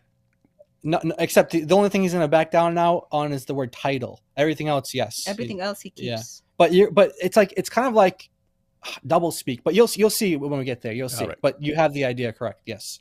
If that's the argument, that's worse. That's worse than Dawa level. I said that. That's worse than Dawa level. In other words, if you're going to think that's a good argument, treat that like a good argument, you have no business telling Muslims they can't find Muhammad in the Bible. Because you can find Muhammad all over the Bible if that's the level you're setting the bar at. That's terrible. So again, everyone understand? Because this is how it came across yesterday. I was thinking there has to be more than this. If this is the argument, this is terrible. So you've got Song of Solomon, everyone. And Song of Solomon, if you just read it, it's about a loving sexual relationship between Solomon and his bride. And that's what it seems like. You did have certain Jews who had a problem with that. And they're like, I don't want a book about, it's all about sexual love between a husband and wife. So it must be about God's love for Israel, or God's love for something. And then you had Christians. No. So this can't just be a book that's about the physical loving relationship between a man and a woman. Ooh, that's weird. I don't know why you'd have a problem with that, but they had a problem with it being described like the descriptive terminology. And so it must be about Christ's love for the church or Christ's love for the soul and so on. And then so once you absorb that idea, then you can say, okay, the book is about Jesus. The book is really about Jesus and his love for the church. Okay, that you can defend. That you can show. There were Christians and church fathers and so on who believed that. How you then make multiple leaps from that to, oh, therefore they would have taken this one verse, Song of Solomon 5:16, and even though they're reading it in Greek and Latin, they would have gone to the Hebrew to look up what the Hebrew word is. And keep in mind, she says all sorts of things about her beloved in Song of Solomon. Why is it going to be this one where they actually say, you know what, we need to go to the Hebrew and use this as a word, and then they take that word and use it as a title and then spread it around, and Christians everywhere are using it, and this is where you get the word Muhammad ultimately from, because it's spread all over the place, and this is why it ends up in various places, and you can't show one single Christian ever using it this way, but you're claiming that it was so widespread that everyone understood, and you can't find one reference to Christians using it this way, and it's all complete speculation. That's worse than Dawa level. That's worse than Dawa level. And as far as I understood from Mel yesterday, that is the argument. But we'll see. I'm hoping there is something more than that. I still won't agree with the argument, I'm guessing, but I hope it's something more than that, because Mel, I will never trust you again without looking up everything you're saying, because it would be extremely sloppy. Now, by the 4th century, St. Ambrose, the early church father, took it. Remember, Arabic comes from Aramaic, which comes from Hebrew. So therefore, it's all the same letters. Yeah, I saw you go face with that. Yeah, that's not true. That's not true. They're sister languages. They don't come from each other. It's very similar to how you have Spanish, Italian, French, Romanian, sister languages. Mm-hmm. So it's not that Hebrew gives birth to Aramaic, that gives birth to Arabic. Very, like, this was we picked this up in our stream. We said there was a minor mistake. It ended up being like a huge thing from his followers. They use the sister language thing. He's basically trying to say these languages bleed into each other. So now Muhammad becoming more used, it now bleeds into Arabic. Now they're using it for Messiah, and now they used it as a title for their false prophet. Yeah, that's what he's trying to say happened. So Hebrew to Aramaic to Arabic, and that's how it ends up there. And obviously there's going to be proof for all of this, right? You hope so. You'd hope so. We'll find out. Use all the same letters. They're all Semitic letters. They use the same consonantal text. And therefore, St. Ambrose, writing in Syriac, talks about this Muhammad from Song of Solomon 5:60. And he says this. Ambrose was writing in Syriac? No, and this is the one thing he actually admits that he made a mistake on. Okay. Everything else, you'll see what he does with it. But his researcher, though, ends up agreeing with our corrections. However, you can see why he might say that. Again, not attributing motive to him, but if he's trying to build a case, because you need the connection. Yeah, exactly. So why would they be using the Hebrew? Oh, well, if you're writing in this and it's going from this language. Latin. Exactly. Latin is outside that association. Yeah, it's not a Semitic language. Like you said, they don't use the same letters. They don't use the same consonants. So, but you have the continuity there with. But he said it was just a slip of the tongue or something. That's what he said. Yeah. This is a title for Jesus Christ, the Anointed One, the Messiah. That's what the Anointed One is. From that time on, from the 4th century AD, it was this Muhammad. It was employed by many of the church fathers. Here. None of this is true. Okay, yeah, because I was just thinking that if you can show any church father using Muhammad, I would say, okay, you have some evidence there. But that's based on what I've seen, and this is my problem. You say, all the church fathers are using Muhammad. And when you say, as I was saying yesterday, where are you getting this from? Give us an example. It's, they said Song of Solomon is about Jesus. Okay, granting that. Where are they using Muhammad as Jay just claimed? It's all over the place, right? Okay, so it should be zero problem giving an example, right? If it's all over the place, and Exactly. it's for centuries. Keep in mind, guys, the theory for centuries Christians they're going around. Hey, yeah, Jesus is the Mahmud. Yep, he's the Mahmud. Hey, let's write about it in all these right. Hey, he's the Mahmud. Yeah, we call him Mahmud. Mahmud. Can you show us one time? Oh yeah. Well, we think Jesus is the Song of Solomon about Jesus. Okay, yeah, I know that. Can you show us anything you're actually claiming right now? You know what they said to that, David? They said that that's like the argument Muslims make. Where did Jesus say, I'm God, worship me? It's a verbatim fallacy. No. That doesn't work. You're making the claim that they used Muhammad as a title. We're saying, what's the evidence of that? And you're saying, oh, it's a verbatim fallacy? What? It should be everywhere if they did. It's either they did or they didn't. If they did, we want evidence. That's all. This is weird. Some examples. Origen, in the early 3rd century, a Christian theologian, interpreted the Song of Solomon 5:16 passage as the unique scripture where the eschatological nuptials of Christ and his bride are present. He thought the whole book of Song of Solomon is about Jesus and his bride, right? Right. So that means you could technically pick out any Hebrew word. You could do something like this. If you had someone who came along and claimed to be a prophet, like let's say Joseph Smith or something like that, then what you could do is, guys, I will use the exact same method he's using to argue that Muhammad didn't exist. Suppose, hypothetically, I don't know Hebrew, but suppose you're responding to a Mormon and you want to say, actually Joseph Smith never existed. What? Joseph Smith never existed? Well, how do you explain belief in Joseph Smith and so on? Well, the early church fathers, they thought that Song of Solomon is about Jesus.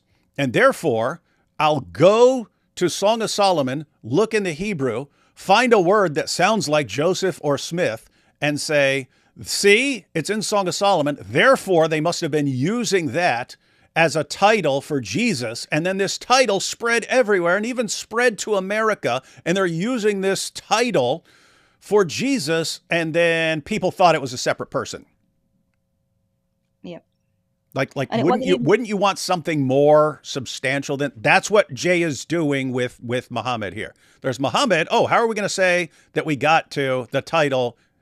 How do we got to a title that Muhammad's based on? Well, there's a word Mahmud. And I'll say, and it's in Song of Solomon. I'll say, oh, okay. Therefore, Christians were going around. Okay, well, give us an example. And he puts all these sources up. Guess what? This is the 99-1 rule, but it's in Christianity apparently. How many people in this audience, Calvary Chapel? How many of those 1.3 million people who watch that are just going to blindly accept? Wow, look at all these names. They're all arguing this. Oh my goodness, this is conclusive proof that Mahmud is a title.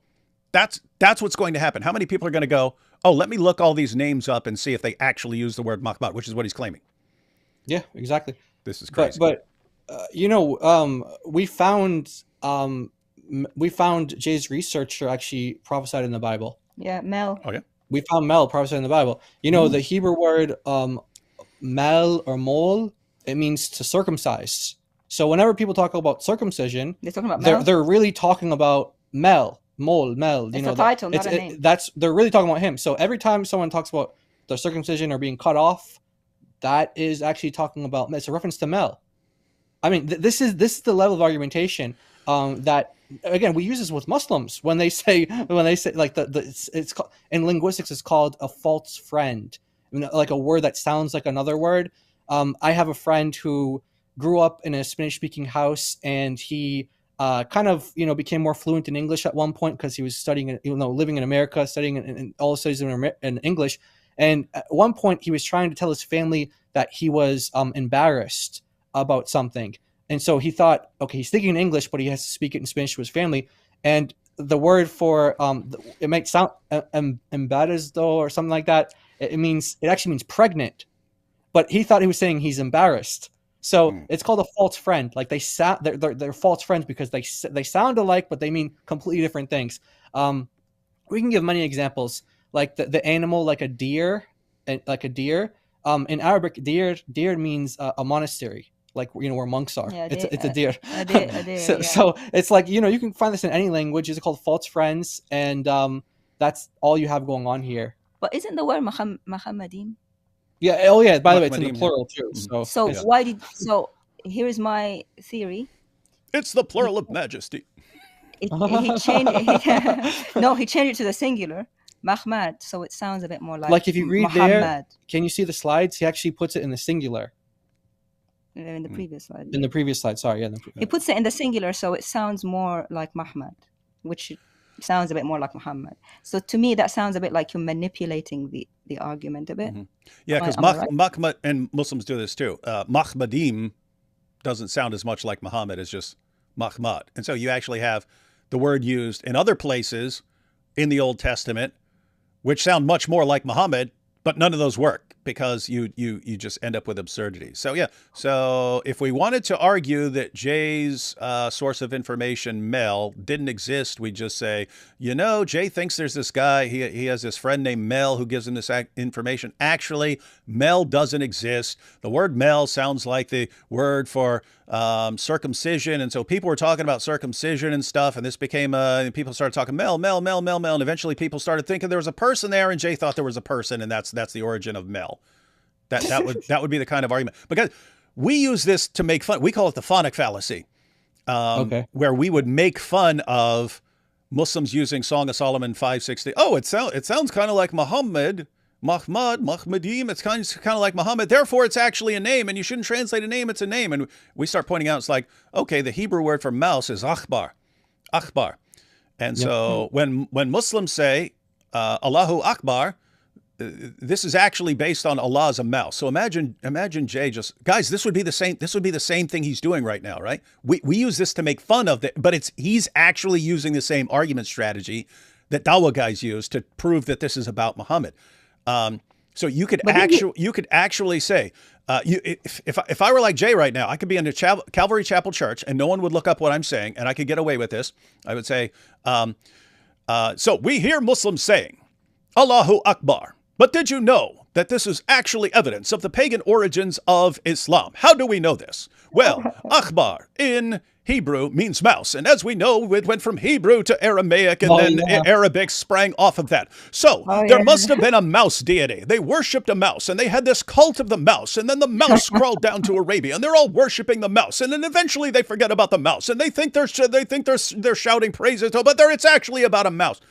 And not have any evidence for those connections. You're just claiming it. That's what he's doing right. It's the exact same thing he's doing right now. A lot of people believe you. A lot of people believe you. But didn't Jay They would. If he just said at Calvary Chapel what I just said, that's the origin of Allahu Akbar and the origin of Islam, everyone in that church would believe in him. Why? Because they respect him and they think he's giving accurate information. Right.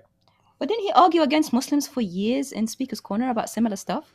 Yeah, I mean, I can't imagine Song of Solomon 5:16 not coming up and in his debates over the years. And he would have debunked Muslims who said this similar thing. I don't understand. That's what I'm confused about too. I think Jay's been fed some bad information by very sloppy thinkers on some stuff. In other words, keep in mind, I don't think Jay is being deliberately deceptive in this. I just think he's being extremely sloppy. And someone else is telling him stuff. Hey, this is a great argument, and he's going with it and not being careful about it. In other words, he's kind of a victim. I would think that he's kind of a victim, just as the audience is being kind of a victim. It's Jay. If you're the one speaking, you're held to a higher standard. You need to be careful. You need to be the one who's being careful because you're the one who's popularizing this stuff.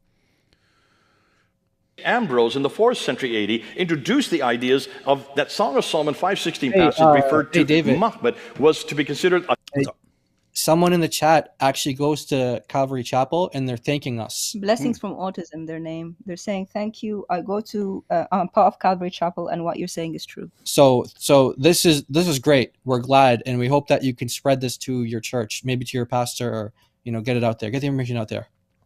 Yeah, and guys, again, keep in mind, this is not to say Jay's a deceiver or something like this. Jay is one of the goats, but in recent years, he's just been, and you can kind of understand why. If you want to argue that Muhammad didn't exist, and you understand the Muslim sources are actually really weak, and people were inventing things left and right and making up stories. Well, if you know that that's the environment where you're getting these sources, that they're very late and it's in an environment where people are making stuff up left and right, you can kind of be just, I don't trust any of your sources. And so I don't even know Muhammad existed. Your sources are such garbage. You can do that. But if you want to actually defend the claim that Muhammad didn't exist, you need an alternative explanation for how all of this happened. How did you get to the point where everyone thought Muhammad existed? How do you get to the point? You need some, this happened, then this happened, then this happened, then this happened, then this happened, and then we got the belief in Muhammad. So they're at the stage where they're trying to piece together an explanation for how we got the evidence of how did you get the Quran? How did you get these sources and so on? What happened? So they're trying to piece it together. So you can imagine some of that's going to involve speculation. Some of it's going to be trial and error and try to figure things out and so on. And so you could put out a theory. Maybe this was a title and stuff like that. So yeah, don't think that he's being like deliberately deceptive or something like this. But yeah, that's why we're doing it. This stuff is being presented with way more confidence than it should be presented with. It should be presented as, hey, this is a theory that some of us have. We cannot defend it. We do not have good evidence for it. So yeah, but glad people are paying attention. And yeah, the ultimate hope here is Jay will just be more careful in the future. And guess what? We're going to make him be more careful. And that's a good thing. And we all need that. We all need that. As the unique scripture where the eschatological nuptials of Christ and his bride are present. St. Ambrose in the 4th century AD introduced the ideas of that Song of Solomon 5:16 passage referred to Muhammad was to be considered a title for Jesus Christ the Messiah. Gregory of Elvira continued that idea in the late 4th century. St. John Cassian continued that in the 5th. So just to be clear, am I getting this right? If he were to say all these guys thought Song of Solomon is about Jesus, he could actually defend that. But it's no, all of these guys affirmed Muhammad as a title for Jesus. And that's false. Okay, so that's false, guys. Century. St. Augustine, the great church father, continued that in the 5th century, and then Apollonius in the middle of the 7th century also believed that this Muhammad was Jesus Christ. Conclusion, the title Muhammad, not the name Muhammad, the title Muhammad was a common title for Jesus by the 7th century in the church in that part of the world, especially in Arabic, which took it from Aramaic. So we should not be surprised when we find it written in many places at that time. It's written all over the place. That's why we find Muhammad after Muhammad after Muhammad. And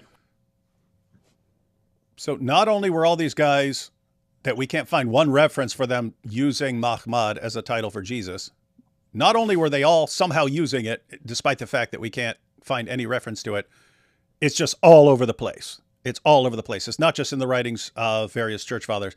It's all over the place. For centuries, Christians are using Muhammad as a title. Yeah. That was the claim there? Yep. That's what he said. Okay, and then you guys responded to that.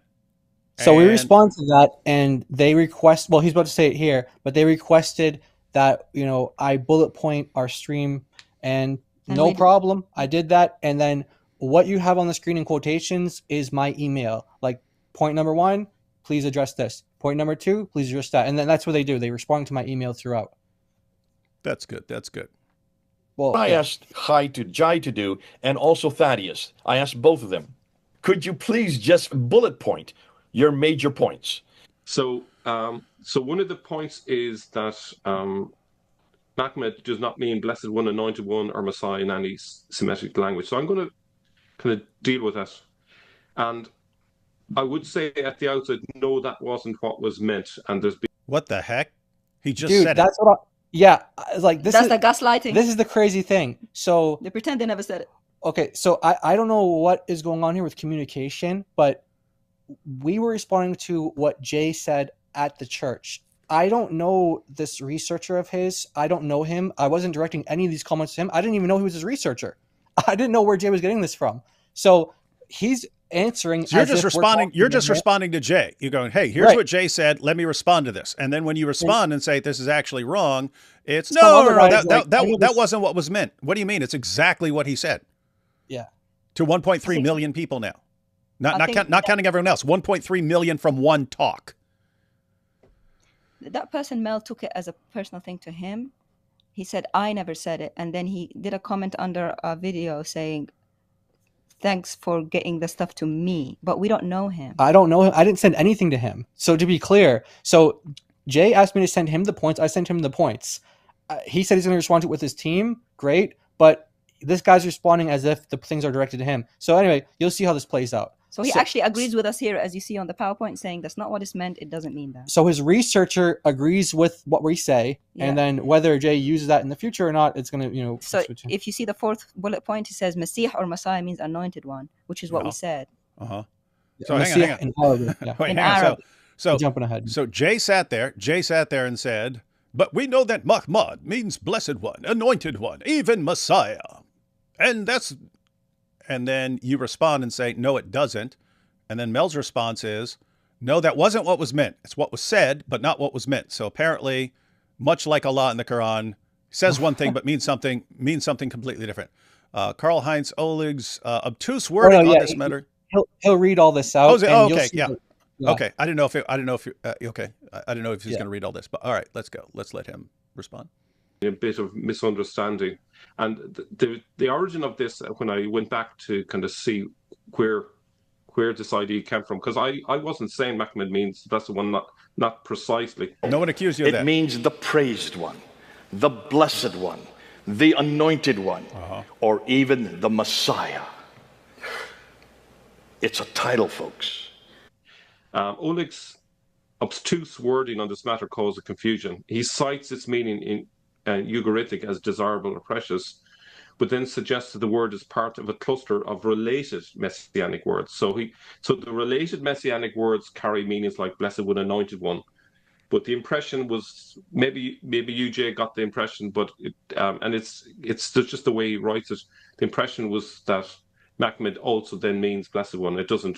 We were clear that it meant desirable in the Ugaritic, and likewise in the Hebrew it carries that meaning. Wait, he's saying he's agreeing with us we're here. clear. Where did you get from what Jay was saying? Oh, we're just talking about the Ugaritic meaning of. Right.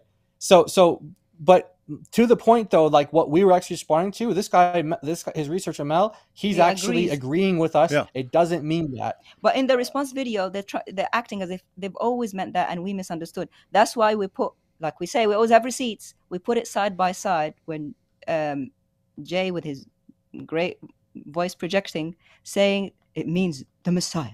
It means the anointed one. It means that this. He didn't say it's a related messianic word of cluster, whatever that was. And it's not, by the way. Which is not. But that's why we felt a bit gaslit when they said we didn't mean that. We didn't say that. Actually, no, you did. And we still have evidence. The video is still up. Too Many Marys says Mel is misrepresenting Ohlig here. And oh guess no, we'll read. Yeah, we'll put it on the screen. We'll go through it. Yeah. So I'm just pointing.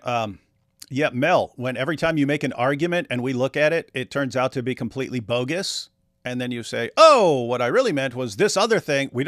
I'm not going to trust you on that either. This is why we're concerned about this. You guys are going to get the reputation of people who just make stuff up left and right, and then no one's going to trust you anymore. But it would be one thing if it was just you. You're going to have people, oh, this is what like champion Christian apologists do, and they get away with this stuff. We don't trust Christian apologists or polemicists, period, anymore, if people let this slide. That's why we can't let it slide. But yeah, so what's really important here is that I said MHMD, because if you want to read it as Muhammad, Hebrew, or you want to read it as Muhammad, Arabic, and any Semitic language, it doesn't have the meaning of blessed one, anointed one, or Messiah. So imagine if you had a million Christians watching that, they start going up to Muslims, hey, you know Muhammad means Messiah. They were like, what? It means Messiah is Messiah. What are you talking about? But they're going to be saying it with such confidence because that's what was said. So his researcher saying, I never said that. Okay, we don't know what you said, what you didn't say. We're talking about Jay, who said it in front of a million people. Now he's gonna try to make an argument for it, even though he's gonna try to. He sees what my specific wording is, and he's going to try to work around what I say to try to still make the case. To still make it fit after all that. But he's going to try to make it so it doesn't violate what I say here. So it's not, Muhammad doesn't mean that, but it's a related word, and this word means this, and that word means that. This word, it's like, oh man, it's like he plays a lot of mind games to try and get it back to fit the thing. You'll see what they do. It's going to be like mind-boggling. Yeah, and we've seen during this live stream what happens earlier. You guys have already exposed this. They've already acknowledged that it's wrong, and you'll still have people in the chat. But they're definitely right about Muhammad being a title. Yeah. Guys, once a bad argument spreads, it's kind of it can take a long time to undo the damage. Again, look at the Dawa guys. Masih or Messiah means anointed one. So that's what means anointed one. So to clarify, Mahmed doesn't mean blessed one or anointed one. I did try to make that clear to Jay that Oleg meant linked by association, and mea culpa, as they say, if that misunderstanding came across. So I'm quite happy to correct that record.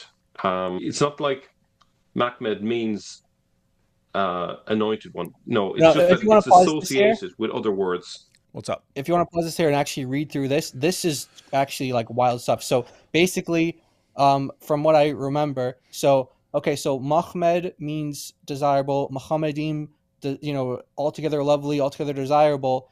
Jesus is called my chosen one, and there's a relation there between chosen and desirable. There's like a linguistic relationship there.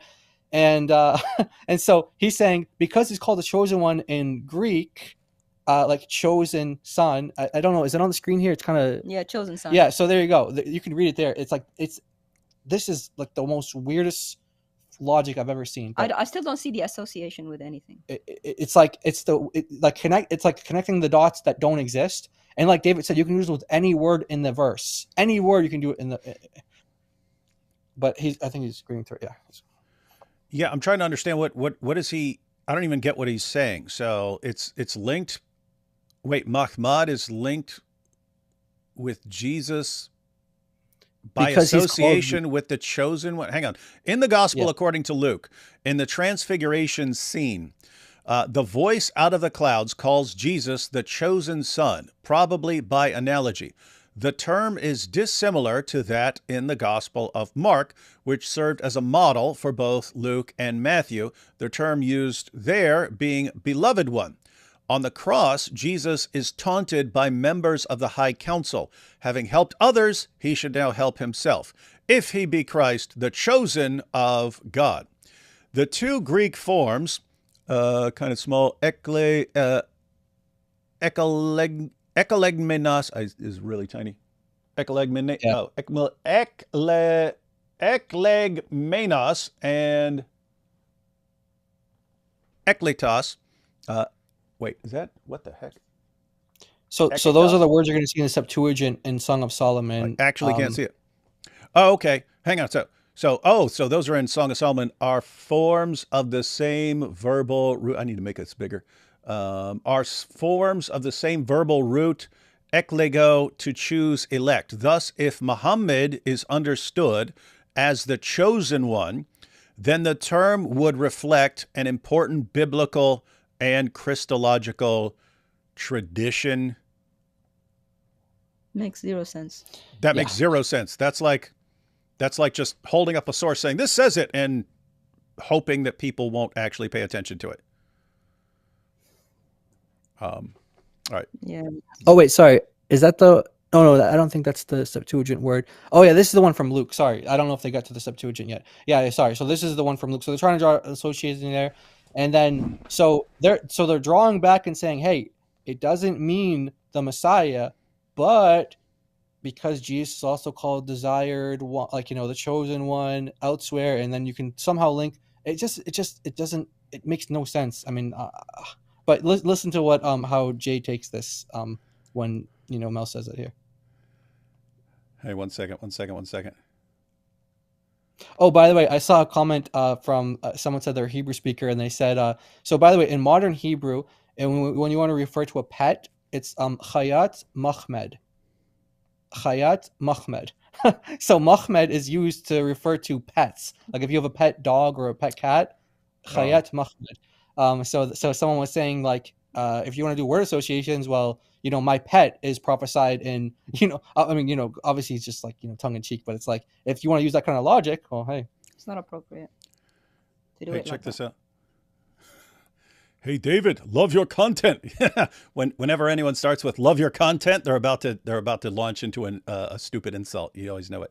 Hey, David, love your content. But one question, how often do you bow and worship you Jewish masters besides bowing to that stick? I bow to my Jewish master, Jesus of Nazareth, every day, just so you know. Amen. All right. Does that make sense? Yeah. No, That's what he's. no, it That's doesn't. what Oleg was saying in a very obtuse way.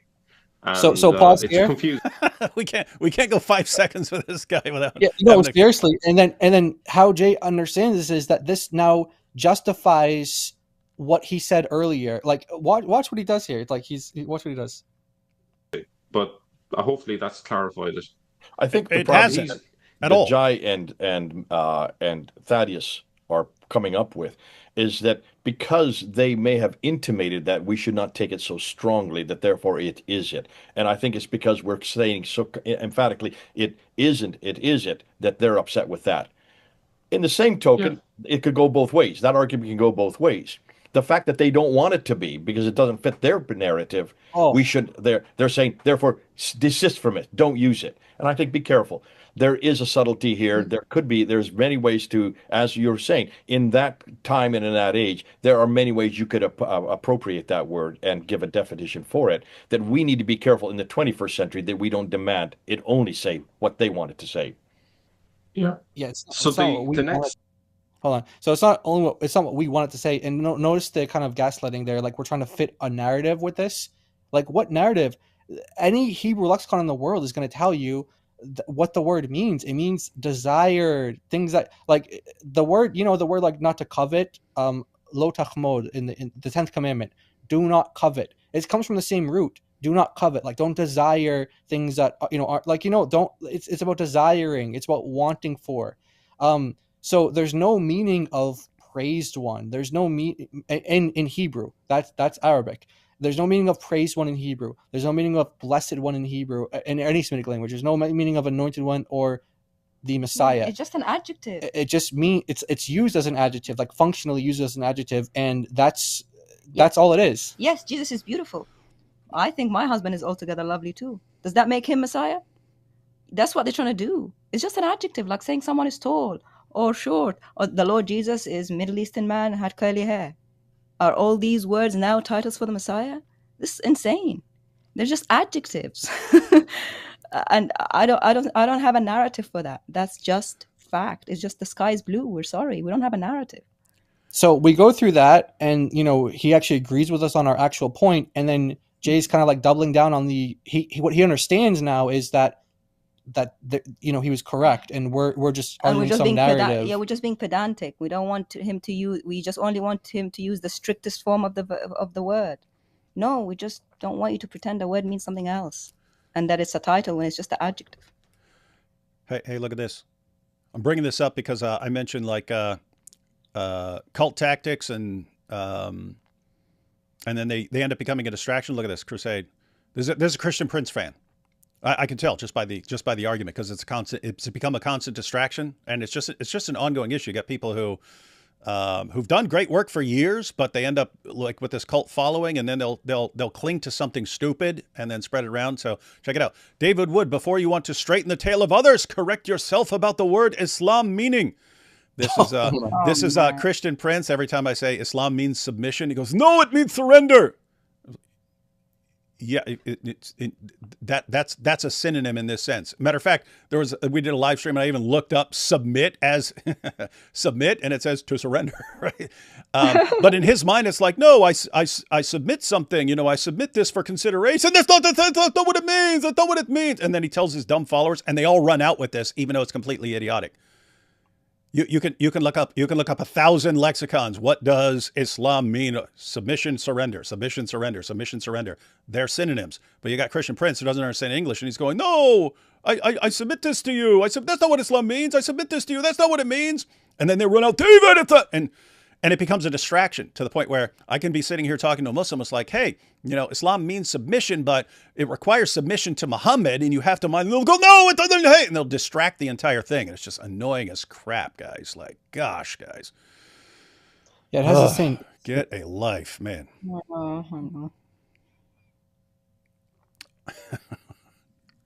All right, back to this. The thing that I want to focus on is the question about use by the church fathers, which was something that Thaddeus was very incensed about. By the way, the arguments are no church fathers ever used Macbeth as a prophetic title or name. One second. yeah, what's up?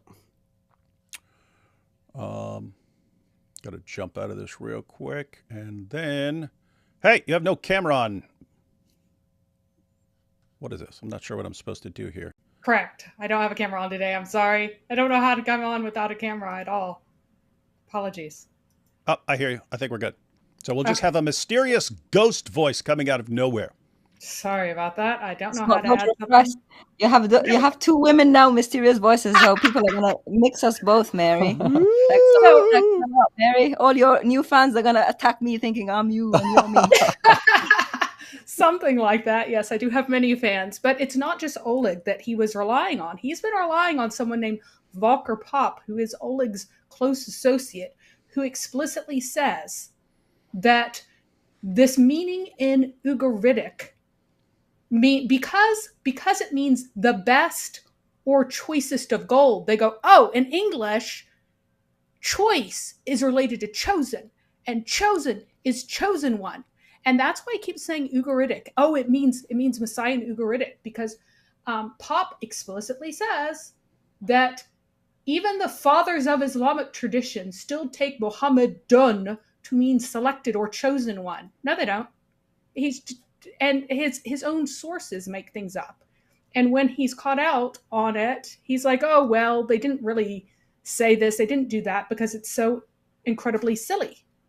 But you go to an Ugaritic dictionary rather than someone like glossing it in a lexicon with English synonyms, and it says, guess what? It means desirable, period. It means desirable thing, desirable object, most precious thing. It means a very precious thing. That's all it ever means. And he started with this one guy misunderstanding the hill's desirable gold, or the choicest gold sometimes whenever he writes about it, and he just free associates in English, completely unsupported. Everything that connects Messiah to Mahmud or Mahmed or whatever, every bit of it is from some guy saying that because choiceness is used for a synonym for best in English, in Ugaritic, it means chosen one. And then just running from that. That's how bad this is.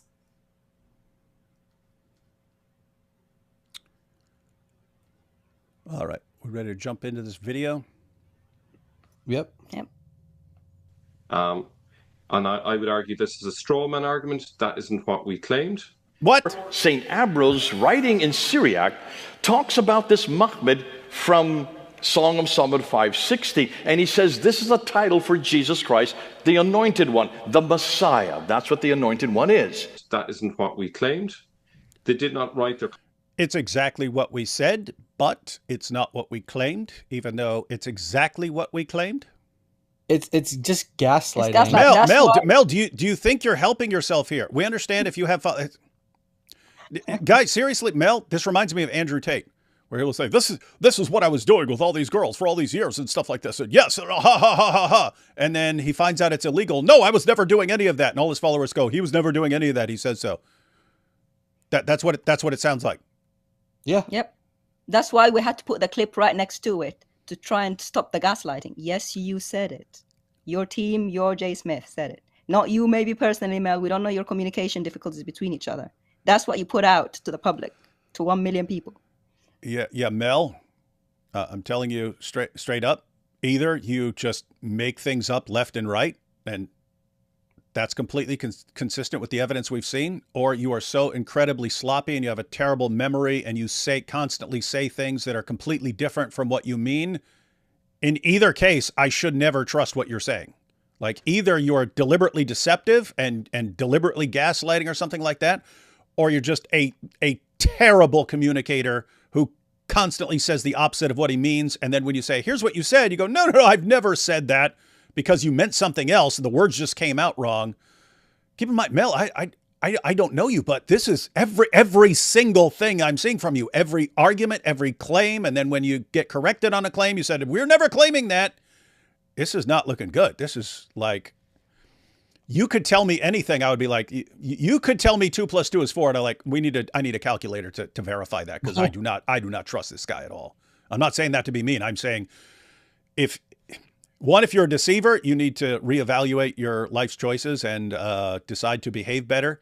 If you are just this bad at communication and this sloppy in all of your reasoning, you need to step back and not be involved in this and do something else. If you're that bad at communication. So I'm completely serious here. This is bad. And if you're feeding Jay information and screwing up, and if he's sincere, but he's listening to you and it's leading to like all this stuff being exposed, you should not be influencing Jay at all. You should step back and say, Jay, I've recognized that I'm a terrible communicator, and you keep misunderstanding things that I'm saying, and it's flying back in our faces and stuff. I have to step back. Do not trust anything I say. I could respect that. That I would respect. But this is bad. Yeah, I mean, this is the entire thing. So everything that we took issue with, and we had to put into writing for them, the researcher saying, I never said that's right, I never said it, that's right, I never said it, that's right, I never said it. But guess what? Jay's saying all those things. So if your researcher's not saying it, and like you said, David, like where is he getting these ideas from then? Like if his researcher's not saying it, where is he getting these ideas from? And so that's why we can't say with confidence whether or not Jay's going to be repeating these same things in the future again, because as a researcher here, you're going to see that he even tries to correct Jay in real time, and Jay argues back with him about it. So it's like what's going on There's here? something going on. Who's the researcher? Well, there's something going on between them too, because Jay Smith is listening to this, and I'm thinking he's feeling vindicated. I'm thinking, yep, our argument is still solid. We never said it. We meant something else. But what's coming out of the mouth at the Calvary Church is what's been denied. It's very, very strange. Hey, since I've got Jai and DOC here, and since you've got the Christian, I went ahead and blocked him because he kept posting it. He kept posting, you don't even know what Islam means. Christian Prince said you don't even know what Islam means. You don't even know. You can't be talking about anything until you correct yourself and acknowledge that Islam doesn't mean submission. It means surrender. Since I've got Jai and DOC here, let me just let me pull this up here. Okay, you look up submission. Okay, you look up submission. Okay, if a teacher asks, we'll even go with the kids' definition. If a teacher asks for your submission, she might want you to obey her every command like a drone. Or on the other hand, she may want you to just turn something in for her approval. Right? Let's see. The noun submission is the act of giving in to a stronger power. If someone winds up in jail, the guards there will demand the prisoner's submission.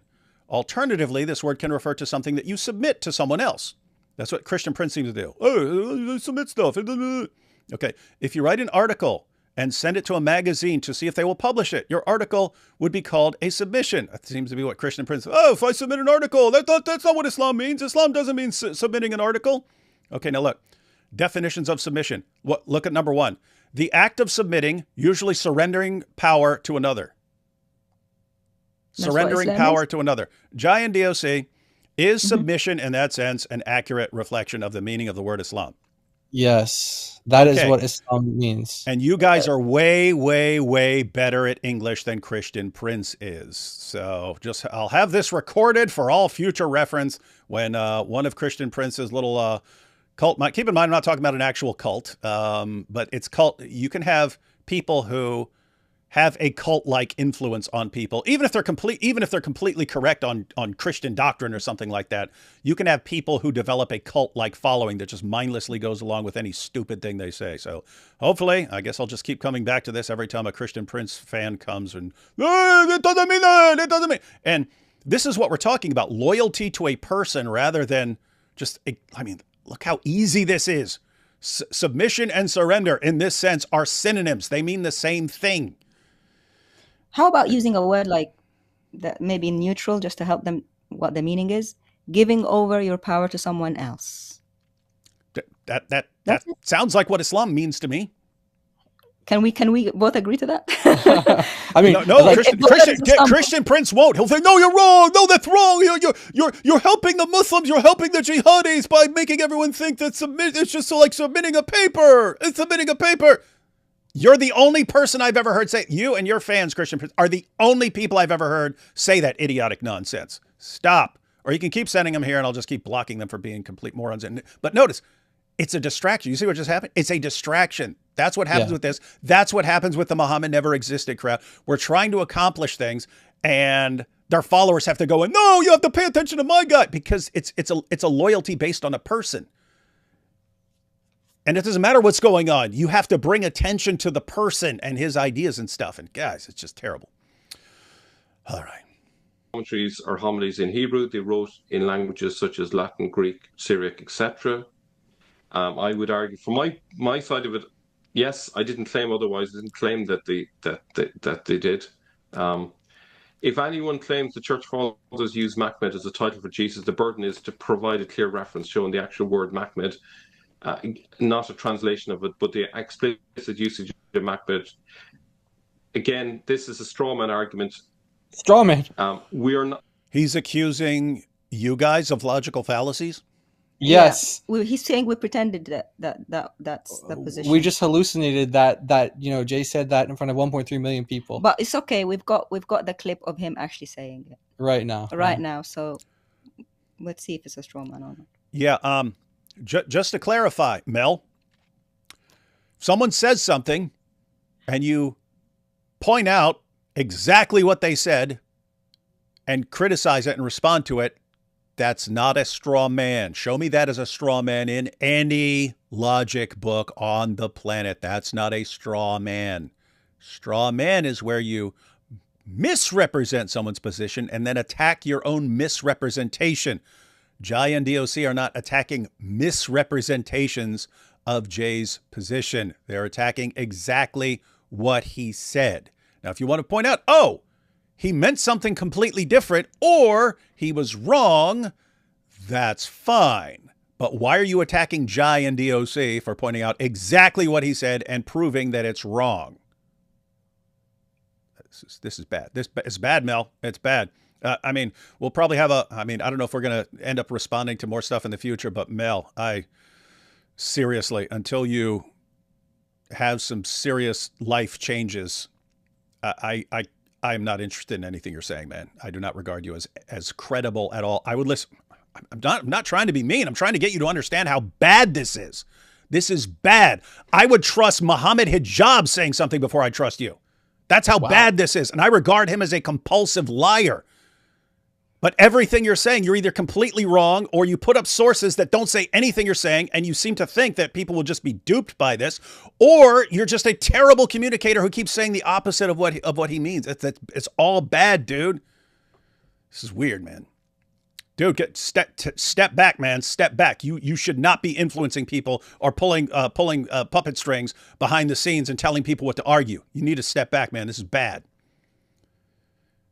I'm not arguing that they used the word Mahmed. From that time on, from the 4th century AD, it was this Mahmed. It was employed by many of the church fathers. I'm saying that the concept has been associated. They're using the translation. That's the argument. Certainly, one view of the Song of Songs is about the church as the bride and Christ as the bridegroom. So that's the case. It doesn't have to be a title. It's just a term that's used, an adjective or a noun that's used there. Oh, hang on. Let's actually read through this, because this is his response. Because I was asking them yesterday, what is your actual? I'm sitting here thinking there must be something more than just saying, "Oh, church fathers said this is about Song of Solomon is about Jesus. Therefore, you're making this claim about Mahmud being used as a title without being able to show any example of this anywhere, and you're claiming it, and Jay's claiming it as fact." What is your response? No church fathers ever used Mahmud as a prophetic title or name. So, wait, he's saying that was your response. Hey, no church fathers ever used Mahmud as a prophetic title or name. Well, isn't that exactly what Jay said? And then, so this is all over and it's all over the place. Yeah, so ours is the bullet point. His answer is His below it. answer is below, which says straw man, straw man, straw man. Yes, Says I it's a didn't straw say man argument. That isn't what we claimed. It's exactly what Jay claimed. Seriously, like literally what he claimed. Gaslighting 101. And then he says they did not write their commentaries or homilies in Hebrew. They wrote in languages such as Latin, Greek, Syriac, etc. Yeah, so the point there would be, if they wanted to take something as a title of Jesus based on Song of Solomon, they would have used a Greek or Latin word. Where are you getting that they decided to go to a Hebrew word and use that as a title, which wouldn't have been understood by any of their listeners? Let alone that this became a common thing and that everyone's walking around, Jesus is Muhammad, Jesus is Muhammad. Where are you getting that from? Because that's what was said. Yep. And you said, yes, So I there's didn't claim continuity. otherwise. Yeah, okay, yeah, no one's talking to you. Jay said it. Jay said it. Exactly. That's what Yeah. they're not responding to some guy they never heard say anything. They're responding to what Jay said. Jay said, quote, Muhammad was employed by many church fathers, unquote. So there you go. I mean, that's what we're responding to, Mel. So get up to date with what Jay actually said. If you're feeding him this research, you should be checking off on these things. If you're saying, I don't mean this, and he's doing your research. He's presenting on your research. Make sure you guys get together so he doesn't say things that you didn't say that you're going to call straw man later on. Or how about go to the church together, and for the parts that Mel knows about, let him express it, so that you don't get this split gaslighting. Oh, I never said it, but he might have said it, but I never said it, but he said it. Like, we don't care we don't care what happens between you guys in private. Our main concern is that this wrong information is going into the hands of 1 million plus people. That's what our concern is. Okay. So whether you meant for that to be said or not, that's what was said. Right. So we want to correct that wrong information, which he's agreeing with us again, that no church father actually used this as a title. But we're saying Jesus. But he's saying we strawmanned him when we never did. Hey, what is this? Truth Matter says, Apologetics Roadshow. That's exactly what he meant, that the church fathers used the Greek translation of... The Greek translation doesn't help you at all. You're trying to get to where the word Muhammad came from. That's not what Jay said, though. Yeah, go back a bit to the few seconds where Truth Matter. Guys, this is the problem, right? You'll have the people who absorb an idea, and then you can correct them, and then they'll say, oh, no, we never said that. We never meant that. And the followers will go, yeah, you never said it. This is Andrew Tate, right? This is how I do it, guys. I get a girl to fall in love with me, and then I tell her, and then I train her over a period of a long time to become a webcam girl and stuff like that. It eventually gets pointed out, that's the lover boy method. That's illegal. That's a form of human trafficking. Oh, I never did any of that. Oh, I never did any of that. I never said any. You literally taught an entire course on that. You launched an online school training people to how to do that and showed how you were doing it every single step of the way. And then you find out it's illegal. Your charges are brought against you. I never did any of that. I never did. And what do the fans do? He never did any of that. You're all lying. You're all lying. He was saying it for years, and you guys were there watching it for years. And as soon as he says, no, never said it, you go, never said it, never said it. Because your loyalty is to the person. Yeah. And hey, so, David, keep this comment on the screen as you continue to play it, because Jay's going to specifically say in the response. You want me to go back? No. Keep going forward, because Jay's going to explicitly say it in this response video what he was saying. Yeah, and listen, truth matters. So keep that guy's comment up there, please. Okay, let me just read these extra points here. If anyone claims the church fathers used Muhammad as so this is what you guys are saying, right? That's what I was saying, yeah. Okay, so he's saying, your guys are saying, if anyone claims the church fathers used Muhammad as a title for Jesus, the burden is to provide a clear reference showing the actual word Muhammad. Yes, if you're saying the word Muhammad was used by the church fathers, which is what Jay said, then the burden of proof would be on you. If you say, hey, everyone's using the word Muhammad, okay, show us. Oh, why are you putting the burden of proof on us? It's not what we... Okay, this is insane. Not a translation of it, but the explicit usage of Muhammad, perhaps via transliteration, as was claimed. That seems completely reasonable. The response is, straw man argument, as this was never what I claimed. No, 0 people are talking. We're talking about you in their responses. We're responding to you now because we're looking at what you said. The responses were not based on some mystery person that we had no clue about. And then if Muhammad were truly a title for Jesus, how did it disappear from Christian usage? That's the point. If this is going on for centuries and all these church fathers using it and everyone's using it, as Jay claimed, shouldn't you be able to find it somewhere, anywhere? Guys, this is like when Muslims say, "Oh yeah, it's talking when the Quran talks about the gospel, it's talking about a different gospel." You say, "Okay, where are references to this other gospel is given to Jesus?" Oh, Why are you asking this for evidence? if this gospel really existed quickly- from the 1st century down to the 7th century and it had spread all the way to Arabia, shouldn't there be some reference to it anywhere ever? And if you don't have one reference to it anywhere ever, can you seriously expect us to take your claim seriously that there was a gospel given to Jesus that circulated all the way down to Arabia and lasted from the 1st century into the 7th century? Mel, you're arguing exactly like they do. So just to defend Truth Matters, he says that he misunderstood and he agrees with you now. Okay, So- then we'll take it down. Okay. I'm taking this down, Jai, even though you told me to leave it up. I will not. If a man acknowledges he was incorrect, I'm not going to try and subject him to humiliation, no matter how much you want Yes, me to, Jai. thank you. Yeah, good job. Okay, cool. And then if Mahmud were truly titled Jesus, how did it disappear from Christian usage? Why are we only now being told that allegedly Christians for hundreds of years called Jesus by this title? Exactly what I would be thinking.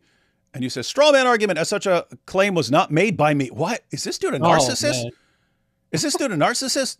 What about you, Mel? With respect. Why it's is not everything about about you? No one was talking about you, Mel. Zero people were talking. We're talking about you now because you're inserting yourself into the discussion. This is weird. Can you imagine, Jai and DOC? Can you imagine I come out with some argument and it's completely bogus and I just make a bunch of stuff up and I use the argument and then someone responds, "Hey, David, you're using a bad argument. What you just argued is incorrect." And then you guys come out and go, "But we never said that. We never said that." No one is talking about you. This is weird, man. This No, is but wild we would stuff. say we never communicated it properly. We would say we never communicated it. We say we. No, but he's saying, what if we would do that? It wouldn't make any sense. It would, yeah. but that's exactly the kind of madness that we're dealing with, right? Yeah. Oh boy. The concept has been associated. They're using the translation. That's the argument. Certainly, one view of the Song of Songs is about the church as the bride and Christ as the bridegroom. So that's the case. It doesn't have to be a title. It's just a term that's used, an adjective or a noun that's used there. Did you want to come back on that, Jay? Yeah, I think this may be a problem that I had that he claims, and it's true. He says that I said that Ambrose was writing in Syriac when I should have said his writing in Latin, and so that was a mistake I made. Hey, in the he thinks that's in a the- mistake. Hey, just He to be thinks clear, that's a mistake. would we have any problem if he said, "Hey, I misspoke," or "Hey, I wasn't No. paying attention"? We'd have zero problem with that. Zero We problem with wouldn't that. be doing this video right now. We all make mistakes, but don't say, "Oh, their problem is this one little thing where I said Syriac instead of no." Our problem is the entire argument is completely bogus. So Thank you. Like it's kind of like It's insane. That's the conclusion he came to after all that. it's like if you like I don't know, you like blow up a building and then like on your way out you accidentally like knock someone over and you're like, "Oh, I didn't mean to knock you over." Like you just blew up a building. Like my only mistake was to not run into you by accident. yeah, it's like, come on, come on. That's not the only thing being said here. But I feel it's still the gaslighting thing. Oh, it's me. I said this instead of that language instead of this. Now they're crucifying me. Really? Okay. We just put it out to the Christians. Yeah. We're just putting it out to Christians. talk that I gave at Calvary Chapel, I do make a mistake here and there, and I need to ask forgiveness for that. And I've already said that to, I think it was Thaddeus at that point who said I should never have done that. That's true. I will make sometimes something incidental that I shouldn't have said. We're not complaining about something incidental, Jay. Yeah. We wish that was the only thing. Like we wouldn't be doing this. Right Guys, now. would you if that were the only problem, would you guys have even responded? No, we wouldn't have bothered actually. No. I probably would have put a comment on the video and like that's it. Like, But the fact that he's pretending this is the only problem for somebody of his intelligence and academia is an issue to me. It makes me question all kinds of things. That are you not listening to us, or are you listening and just disregarding it, or are you trying to minimize it to still run with the argument, even though you know if from A to Z it's bogus?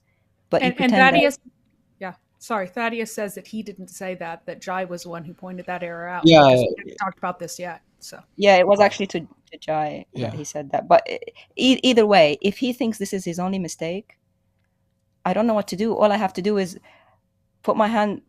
All we have to do is put our hands up to God, sigh heavily with disappointment, and just bring it to the body of Christ, saying, "You guys seeing this? He's making it all about a minor thing when the whole thing." It's not a title. It's not the Messiah. It's not the church fathers didn't use the word Mahmad as a title, which is exactly what he said. It wasn't straw man. The video is still up with 1 million views. He's still wanting at the end to keep using it, but just not say that Saint Ambrose used Syriac. Really? Okay. I put it out to you. What do we do? I have been vilified for years now by other Christians. It's interesting. It's always Christians, never Muslims. And so these are mistakes because Muslims probably love division. Because probably my platform is so large. Because my platform is so large, it gets out into into many more people. People yell at me and holler at me for getting things like that wrong. So this may. By the way, we didn't yell at him or holler at him. We didn't even mention it in our bullet points. And that's not even the issue, Jay. The issue is the entire argument about Mahmad is complete garbage. You have no evidence for it, but you say there's tons of evidence for it, and every single claim you make to support it is factually false. And when you get called out on that, Mel responds and goes, "Well, I never said that." Right. We never heard you say anything, Mel. Yeah. I mean, by the way, his whole thing, the book demanded place. This is the presentation on the man. Yeah. So I told him the whole presentation did on MHMD, Muhammad, everything there is wrong. It needs to be revised. Everything. If this is what you're doing, none of that works. Yeah, it wasn't the Syriac issue. It was all of it. Because Syriac that wasn't written down, was it? That was just something he said. Yeah. What we were talking about was what was on the slides. Yeah, all of it. And unfortunately, Jay Smith doubled down and he said he can't be, he's not happy to listen to us on that. And I was reminded by someone in the chat that Mel, his main source, who is now correcting him, his authority, once made a big deal about the fact that to him, the letters in Syriac for Jesus's name look similar to the letters for Muhammad's name because he can't read Syriac. They're totally different. And he started to make a point about that. Like, this is the level of connections that he makes. It's ancient alien stuff, and it's being presented to millions. Wild stuff. Be more my problem than yours. I think he is attacking me on this rather than you. No one's attacking you. No one's attacking you. No one knows who you are, man. No. That's Jay. I'm not attacking Jay. Yeah. No one's attacking Jay. Yeah, and I wasn't even involved until you started completely misrepresenting everyone. And you see the gaslighting and the framing and the gaslighting. It's like we're attacking, we're hysterical, things like that. Like, you guys are launching into him because of his because you're jealous of all his clicks, and not no matter what the case may be. The explanation cannot be you don't want Christians to use a bad argument because you don't want Christian apologetics to become just using bad arguments like Dawa, and we don't have to use bad arguments because we have tons of good arguments. You don't need to spread bad arguments when we have tons of good arguments that we should be spreading. And seems like that would be the reason. No. It's you guys you're jealous because he got 1.3 million views, so you decided to attack him. Guys, if he were presenting an awesome case against Islam or an awesome case for Christianity and it went viral, would that upset you? I'd be happy. We'd be promoting it. We'd be sharing it with our community. We'd be like, hey guys, everyone support, everyone go there, drop a comment, like it. We love it. Go to our channel. Yeah, guys. See how much we big up all the Christians. Yeah, guys. What was it last year when Wes Huff went completely viral after his debate with Billy Carson, and then he ended up on every podcast. Everything he was doing was going viral. Did we start, oh my goodness, we have to tear this guy down? Guess what? He was even making mistakes. He was even making mistakes along the way.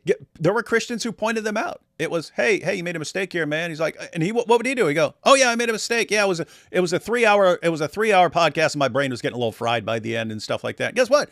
We're cool with it. Did we all just, oh no, this West Huff guy's getting too much attention. We have to attack him because we're so jealous.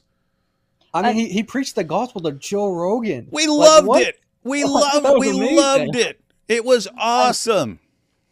And Jay Smith has been doing this for 30 years. We've been doing this for a few years. Why is it only now that we're jealous? He's been big all that time. And why should we choose him? There are lots of other people that are bigger. Why are we not jealous of David Wood? He's bigger than all of us. Why are we attacking him? Why only you and why only now? Could it be the slightest possibility is the argument? Could that be it? And that we're concerned with truth getting put out there? Is that a possibility, Jay and Mel? Is that possible? And that doubling down in private didn't work? This is this whole Jay Mel thing is just toxic. You guys need to split up and reevaluate your life decisions and stuff.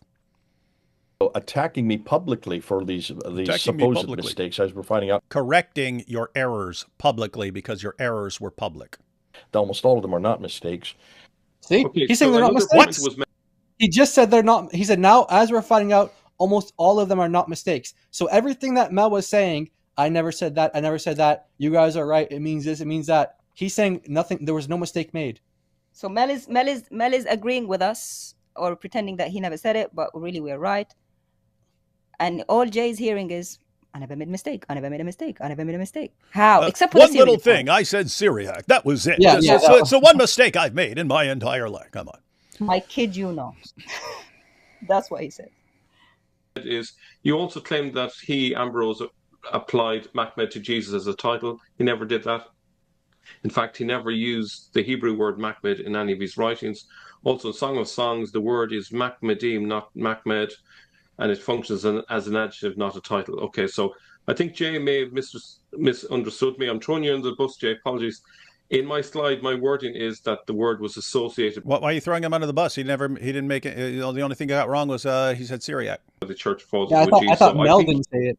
Yeah. I thought Mel didn't say it. Even Mel is recognizing that it was wrong. But watch this little back and forth they have here. This is very interesting. All right. Said that you might have picked it up wrong. Was that right? I'll have to go back and see exactly what I did say.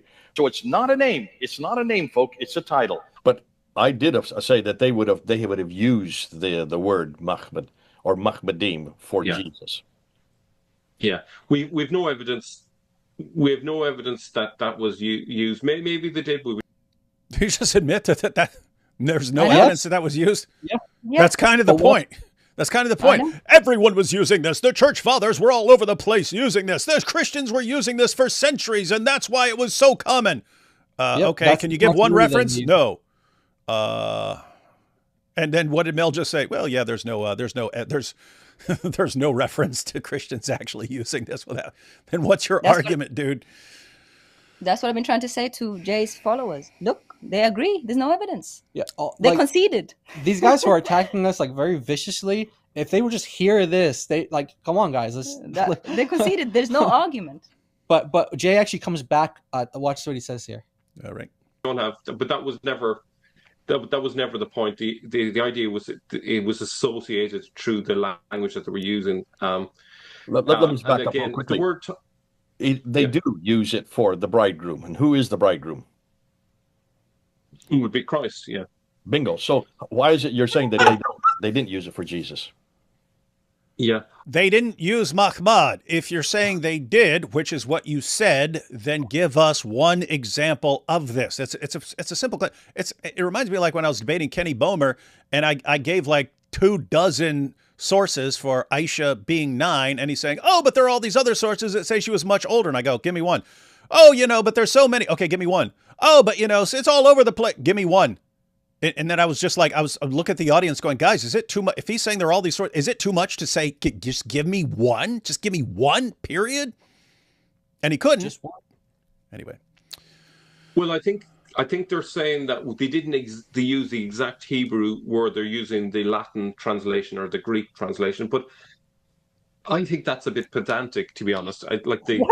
It's the same concept. It's a bit pedantic to ask for Oh. one example of what our entire argument is based on. The entire argument was based on Christians using Muhammad for Jesus. This is where Muhammad actually comes from. The entire argument was making this connection. Oh, it's Jesus, and they use Muhammad as a title, and then this spreads around, and it's so common, and then it eventually gets applied to someone else because, you know, they think, oh, Muhammad must be a person, we'll call him Muhammad, something along those lines. Okay, if there's no reference to anyone ever using this as a title, there's nothing there. And so we're pointing out there's nothing in your argument. Oh, well, it's a bit pedantic to think that we actually need what our entire argument is based upon. Mel? Well, you know that don't walk up to me and try to talk to me, Mel, because it's not going to go well. This is bad. Yeah, what do you say, Mary? But Mel and Jay have called themselves historians. They have called themselves historians of the origins of Islam, and these are not their peers. But this is too pedantic to ask for actual evidence of what they're arguing. Can you imagine that? I just come out, I completely make something up, and then I spread it around. And then everyone's thinking, oh, you got this awesome thing. And then someone comes along and says, actually, you just completely made that up. There's no reference to that ever. Well, everyone's being pedantic now. They're pointing out that what my entire case was based upon, there's not a shred of evidence for it, and I just made it up. What is this pedantic nonsense? Oh, man, straw man fallacies. This is bad, guys. If the church fathers use translations for Muhammad, where's your argument? Because your whole argument is that it's Muhammad. Yeah. So watch. They are going to get into the argument now, David and daughter of Christ. Watch this now. They are going to get into this argument. Watch the logic that they. And David, he presents it as if A equals B, and then and then B equals C, then A equals C. I would love to hear your reaction to that. We'd love to hear your logical, philosophical, logical takedown of this. You're gonna have a blast. I would regard that as massive deception meant for stupid people. Well, Jay paints it as, I can't believe you have to do that. This feels like I'm a child. Everyone's going to understand that. That's what Jay says. Yeah. And it's sad that he had to bring it down to that level for us to believe him. That's what he said. The same words that's being referred to ultimately through the translation. Ambrose and Origen and Augustine and all these church fathers were referring to Song of Solomon 5:16. Were they not assuming, were they not therefore appropriating that the altogether lovely one, the Mahmedim, as the bridegroom, who is Christ, who is Jesus? Yeah, that's all we're saying at this point. Yeah. It gets worse. Yeah. That's terrible. So anyway, I'm saying here, I agree with this correction with some provisos, however. The word is Mahmedim, not Mahmed. This is only a plural versus singular difference. I think that's minor. I would not care about that. If you showed that Christians are walking around calling Jesus Mahmedim, I would say, okay, you have some evidence for your claim. It still wouldn't be sufficient to prove your point, but I wouldn't regard you as just completely making things up. If you showed that Christians were saying that, you guys can't show one Christian who is ever saying this. And you're saying, oh, but they're saying Song of Solomon in Latin and Greek is about Jesus. How is that getting you to them using Muhammad and this spreading around and then people thinking that this is referring to a different person named Muhammad? How? There's no connection. Your entire argument is based on that. And then when we say there's no connection, you don't have anything that is necessary for your argument. It's, oh, stop being pedantic. They would have had it in Greek and Latin. Unless it's Muhammad in Greek and Latin, it's irrelevant to your point. This is Dawa level in the sense that only stupid people are going to fall for this. I don't mean I mean if you're hearing this now and you're falling for this, you're stupid and gullible, and your loyalty is just to a person, not to reality or the truth.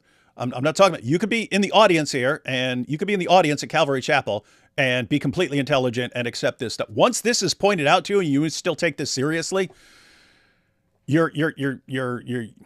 I don't even know how to talk to you. Nonetheless applied to Christ by the church fathers, as it will show. The argument that they must use the original word to make an association is simply false, and we never apply that standard elsewhere when it comes to the Bible. The meaning was associated. Hebrew, Aramaic, or Arabic speakers would use Mahmed in that. Mel, every single thing you say lowers my estimation of you. And I told you, I'm not joking. When I said earlier, I would trust Muhammad Hijab saying something before you. Every single thing you say it gets worse. I've not seen anything that even like gives me a hint that you like are not a compulsive liar at this point. And you're the one feeding Jay his arguments in that place. Well, I'll actually correct that. Maybe Arabic speakers, maybe as in the sense of borrowing a Hebrew word there. What does Mahmed mean in Arabic? And again, notice that the claim isn't that Mahmedim is a title, but that became associated with the Messiah. So I think that's hopefully clarified things and corrected any misunderstandings there. The point, really, the argument. Logically, if A is B and B is C, then A is C. I think most people probably have heard this syllogism before. So A, Mahmedim, means B, altogether desirable. The Vulgate Jerome has it. Et totus desirabilis in English, and he's altogether desirable. That's how Jerome translates it. Now look at B. Altogether desirable refers to C, Christ. So here's the quote. What else is meant by altogether desirable than that Christ in his entirety, his words, his deeds, his mysteries, is the delight of the soul that loves him, Oregon. Okay, and there's the reference. Okay, so you see so far, I've established here A means B, B refers to C, so therefore, I think it's logical. You think wrong, sport. We were watching your face as this was like torture for David. Yeah. Hey, Mel, go into any philosophy department on the planet and run that argument. They are going to conclude exactly what I've been concluding about. Well, they might think that you're just irretrievably stupid. But if they break it down to you and you still keep arguing that, they're going to say no one should ever trust this guy. Because this doesn't look like you're too dumb for logic. This looks like, hey, this will be enough to deceive dumb people. That's what it looks like at this point. Now, so that's David, PhD in philosophy's analysis. Watch what Jay says. According to Oregon, A, Mohammedim, refers to C, Christ. I don't see how we can get away from that. Even if he doesn't use the word Mahmedim, he is using the translation. Jay, what do you think? I think like I'm a classic school student right now. The fact that you have to explain it this simply so that everybody gets it. This is the dumbest argument I've ever seen in my entire life. I'm trying to think of a Dawa guy who's offered a stupider argument than this. Their arguments for Muhammad in the Bible are 1,000 times better than this. The dumbest ones. That's how bad this is, Mel. And if Jay thinks this is a slam dunk argument, I can't believe you have to break it down so simply for people. Okay, so altogether desirable is Christ. Okay, so when it says in Lamentations that the desirable things have been taken out from Jerusalem, when it was raided by the Babylonians, they was talking about Christ being taken away into exile, right? Is that because A is always C, right? That's what he's saying. A is always C. So anything desirable in this world is now the Christ. So in 1 John, the Septuagint equivalent, the Greek word that's used in the Septuagint for Song of Solomon 5:16, that same Greek word is also used in 1 John, where it says the lusts of the world, the desires of the world. Wow. So that means... is that, it means lust. So he's saying A is always going to equal C. So God forbid he makes that kind of association. The lusts of this world, the desires of this world. But he said it was just a description and an adjective. I was getting hopeful, and now he's saying it's always Christ. Is there a cure for this? Is there a solution for this delusion? Yeah. Everyone beware of this guy. And if Jay does not dissociate with him and completely change his ways, I'm done with all these guys. You guys, you heard earlier in the live stream, I was like, hey, hope the best, want to see Jay go out on top and stuff like this. I'm completely losing hope if he thinks this is powerful. Thaddeus is about to come on about the specific citation even is even worse than you think. So.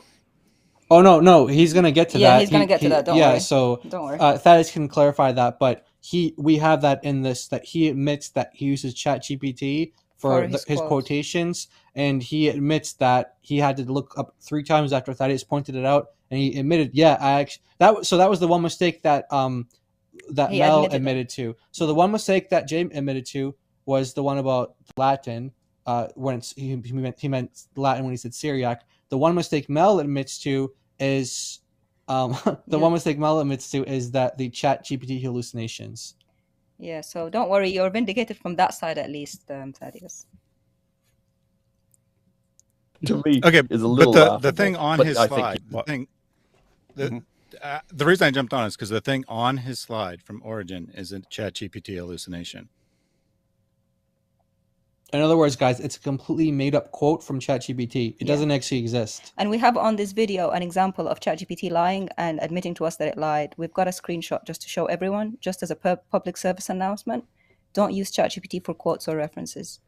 Once you challenge it, it will admit that it made it up. I think everybody gets your point. Everybody gets your point. Guys, if you get their point and you believe it, I don't. It's like when I'm talking to Dawa fans and they just don't understand anything. They don't understand basic arguments. They don't understand words, and they just have loyalty to their Dawa guy. And you're like, how do I communicate with this person when they don't understand anything I say? It's like, what do you do at that point? Yeah. Or again, Jerome, they are referring to Christ. So whether or not you Mahmedim or in the plural or as an adjective or a noun, in every case, people that were reading their writings all knew what they were talking about. And what does he mean by that? Can you pause just their writings? Oh, sorry. What's that is? I'm not sure it's clear, right? Mel might have been an error quote is AI hallucination. That quote that he put on that slide that Jay just said, Origin says this, everyone says this, is a hallucination that Mel is still repeating. He repeated it yesterday on his channel, saying, how dare they say that I don't have evidence that the title was applied directly to Jesus. I found the Latin. It was quite difficult to find the Latin. I went to the chapter that is referenced in Latin. It is not there in Latin. There's M dashes in his little slide there. Hallmark of AI generated text. It doesn't exist. So he may have admitted that one of his other quotes was also made up, because we found multiple that were made up. But the quote that he is using on that A, B, C logic slide is an AI hallucination. In the corrections they're putting out, they're still using fake quotes. That's the point I wanted to make. Yeah. And so, exactly. But it's not just... Ready? Go ahead, sorry. Christians, the Jews also use that title in Hebrew. If you have any doubt, just take a look at this inscription from 523. This is a good 100 years before Muhammad even came in, when Muhammad died. And this is a 6th century Jewish rock inscription. Muhammad died? Muhammad died? I was going to say, what? This before Muhammad died? Yeah, that's what he just said. I thought Muhammad... so Muhammad died. Okay, that's good to know. Today, Yemen. It's there in Najran, and it is translated by the Lord of the Jews by the Mahmud. The Mahmud in Sabbaic script, I'm just putting it out to you. You can see it there in Sabbaic script. This is not the Arabic script that we see in the Quran. This is the Sabbaic script that comes from Yemen. It is Arabic, but it's not the same script. Isn't that interesting? No, it's not. But look at the term. Okay, I have studied this particular. Keep going. Wait, oh, sorry. Yeah. Mahmud that is used there by the Jews. Okay, there you go. Stop yeah, there. There you go. Yeah, go ahead, Mary. Yeah. Okay, so this is not in Arabic. For some reason, Jay Smith is convinced that Arabic comes in two flavors, one of which is Aramaic, which is a totally different language, and the other of which is Sabaic, which is a South Arabian language, also a totally different language. This is not Arabic. It is Sabaic. And it doesn't have the form of a title because it would have an article at the end. And this form where you'd say the person who has ordered an inscription followed by the scribe at the very end of a passage that you were ordered to make occurs many times around this time period in Sabaic. So a normal human being reading this would approach this and say, so-and-so, the authority under which this has been written, and here they're saying that God himself authorized this. They're not even citing the king. Sometimes they do that. By, meaning this was written by, this is used for authorship. It has the preposition has other meanings too, but it was used for authorship by a dude named Muhammad. That's all it says, or whatever the Sabaic equivalent to that name is.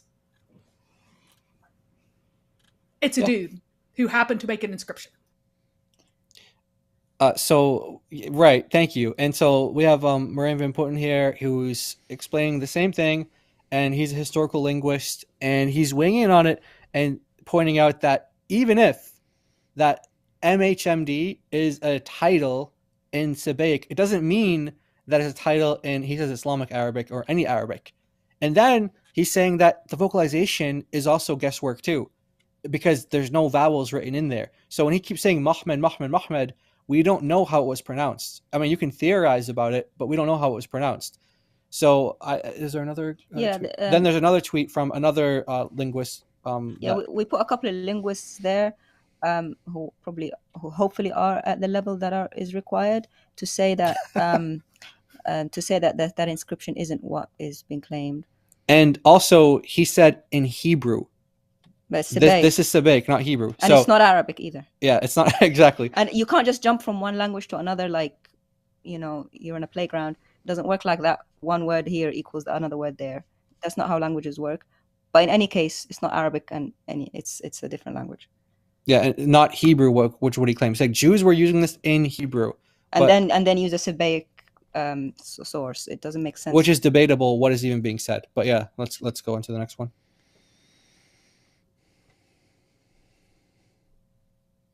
Again, same thing there. Pointing out let's show you. No, that's fine. Yeah, it said the same. It basically said we're actually not sure what the thing said on the inscription. Synopsis. Mahmad means the praised one, or the blessed one, or the anointed one, or even the Messiah later on. So it's not a name. It's not a name, folk. It's a title.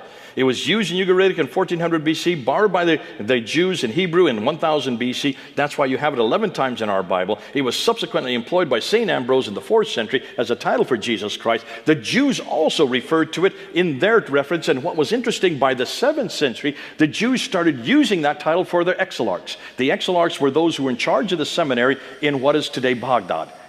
Arabic. So they have all been speaking Arabic, and they had always put Mahmud before their name. Mahmud ben Huziel.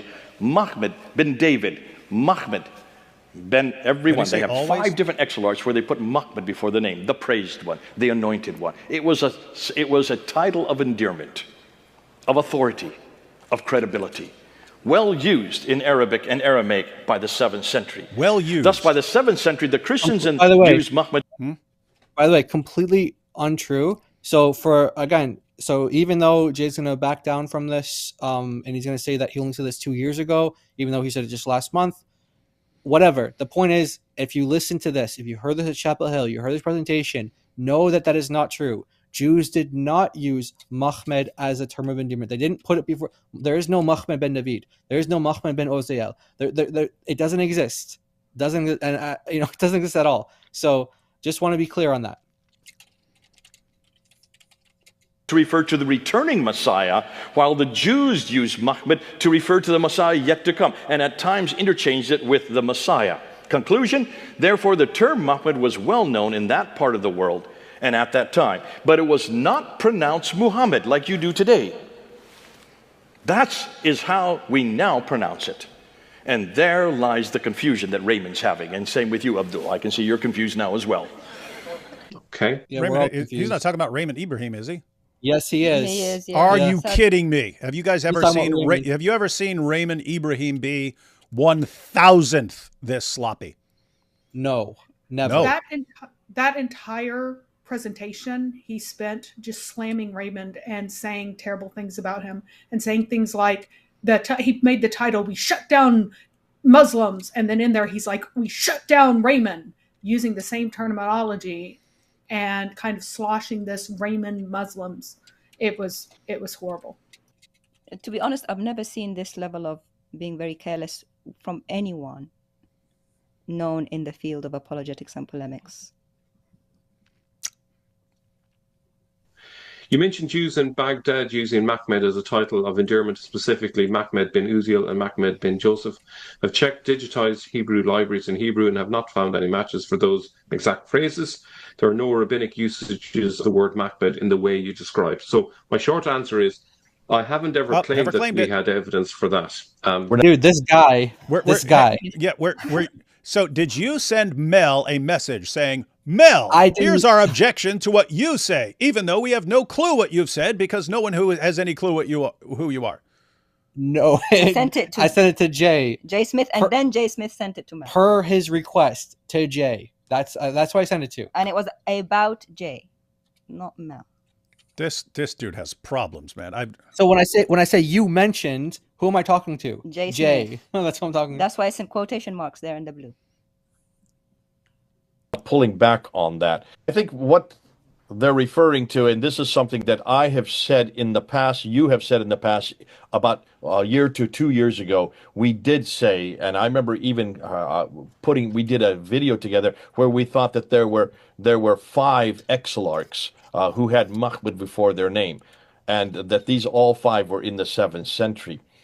And we now no longer are saying that because that was something that we had assumed back then. But then now that we've looked at the sources more carefully, we're now pulling back on that. The reference to Mahmud ben Husiel or Nehemiah ben Husiel or Mahmud ben David, we don't see any sources for that. We don't see any reference for that. We're now pulling back on it. Wait. Just to be clear, is he saying, oh, yeah, that's something we used years ago when he just used it last month? Yes. Again, this is Andrew Tate, right? When he was on with like Candace Owens and stuff, and she's like, okay, so you're saying this and you're saying that. He goes, oh yeah, that was over 10 years ago. I was done with all webcam stuff over 10 years ago. And people are showing video. Here's you during COVID saying this stuff. Here's you during COVID talking about all this webcam stuff, and the girls who were working for you during webcam. That's like this. It's like, okay, we know you were doing this more recently, and you're saying it was always long ago, and therefore don't hold it against me.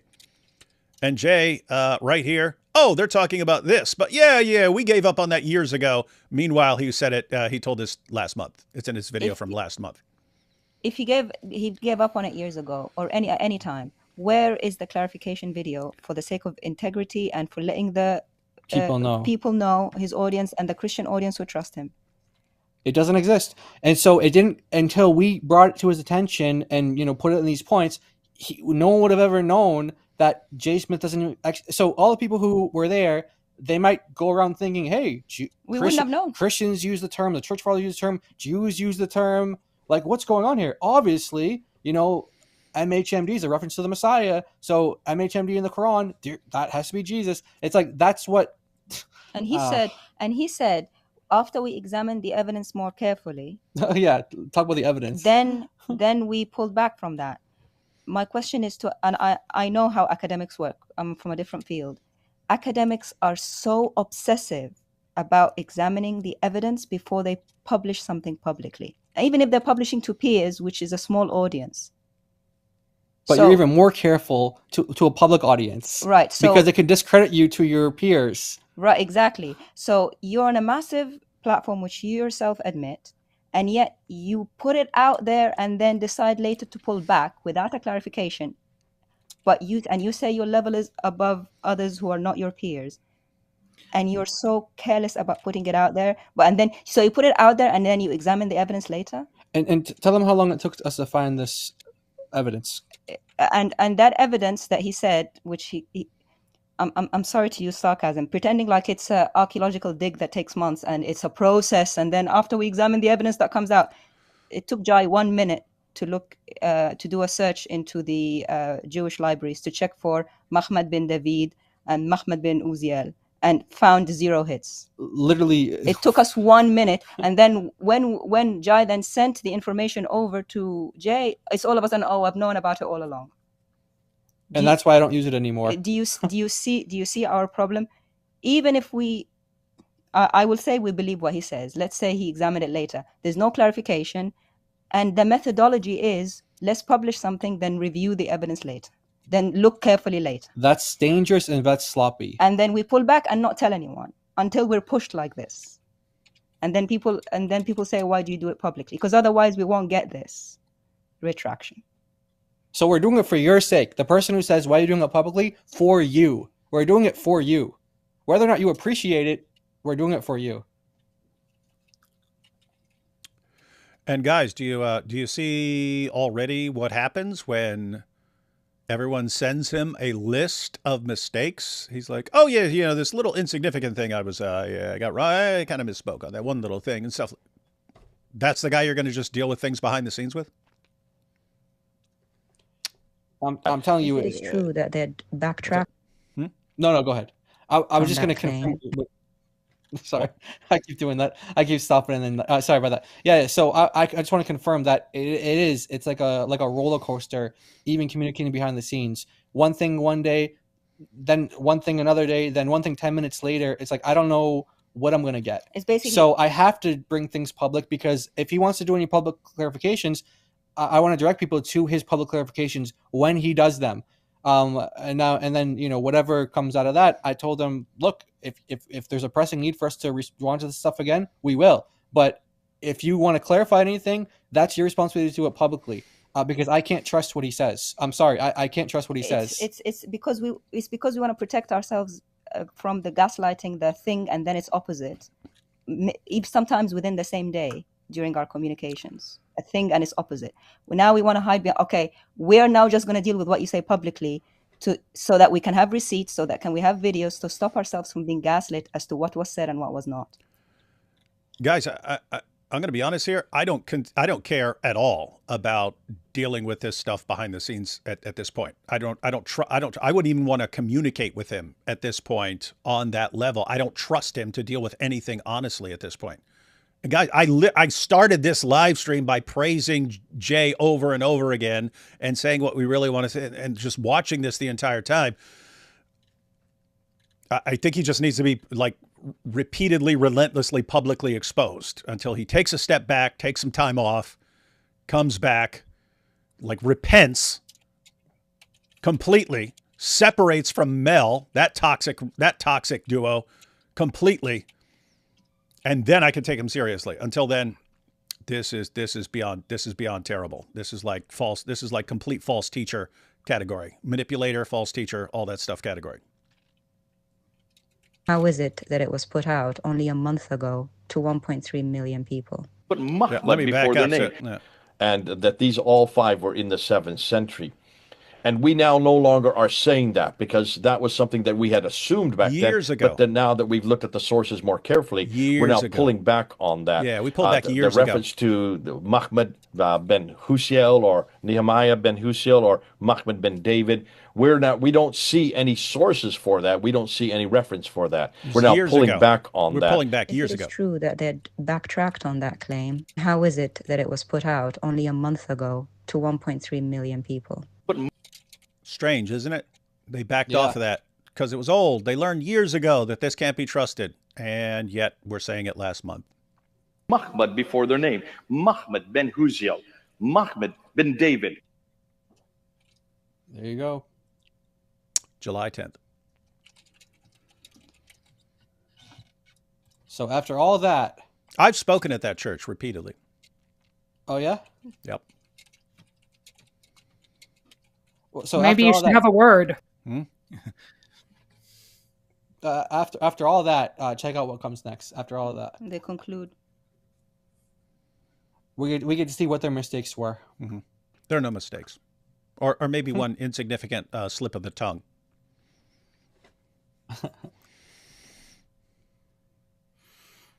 I am playing this. How long do we need a pause for? Oh, what? Oh, you can skip it. No, I want to see how long this pause is. Oh. I'm legitimately interested in how long you're going to keep this random pause here. I'm being David always tortured. finds something to complain about. I know there's eventually going to be something. I'm just watching this clock tick. I think David's messing with us. I think Yeah, he's he's I'm not. already- It's playing 224, 223, messing. 222, 221, 220. Really? Yeah, this was a mistake. Then we didn't mean to play pause for this long. That is hilarious. We need to know what happened there. Yeah, sorry about that. Just skip it. Oh, well, it can't be too much longer. There's 2 minutes left now. Here's the whole Jai. two- Let me put a minute and a half random pause right in the middle of this No, that video. was me. That was me. Okay, should I fast forward? Oh yeah, it's very long. Accidentally. Yeah, Oh, we there we go. There we go. accidentally- There we go. Okay, so it would have been another minute. Wow, that's awesome. All right, here we go. Glad I fast forward. Okay, here we go. Thank you. Only 2 mistakes were made. Only 2 mistakes were made ever. Here's the irony of it. So far, you have been able to support everything you've said. The one error they have found is not Everything. you, it's me. Hopefully that's Well, not I mean, fortuitous. none of the errors were Mel's because no one was criticizing Mel. So, I mean, yeah, I guess we didn't find any errors in Mel because we weren't criticizing him. I'm the one who made the mistake here, and I've already apologized that. I don't know how many. Oh, and he's apologizing for saying Saint Ambrose wrote in Syriac, which is about 1 trillion miles away from the actual point. Times I've done that to different people. So please, Dot, stop hammering Mel. He didn't make any of it. Stop hammering Mel, which no one was doing. I don't trust anything these guys are We saying. didn't know he existed. We didn't know who he was. We didn't know who he was. Jay, we didn't send anything to Mel. We sent the bullet points to you. Do you not remember? Thaddeus, you sent. Who did you send? I the can't bullet believe, guys. Why are you attacking Mel that you've never heard of? By Now, pointing I out did. by pointing out Jay's errors. Oh, okay, Mary. Yeah, says Mary she did. I But did this- hammer this is Mel direct- in a chat. I hammered Mel in that's a true, right? Mary has made comments about Mel. She and I know who he is, but all of Right. these things are in response to Jai's video, which Right, they and didn't- so Mel is Yeah. irrelevant. Correct. And I hammered Mel in an unrelated chat during something else where he was falsely stating that Mahmad is totally a title, or Mahmed is totally a title of Jesus because the father said so. They said so. It's true. And I said, no, they didn't.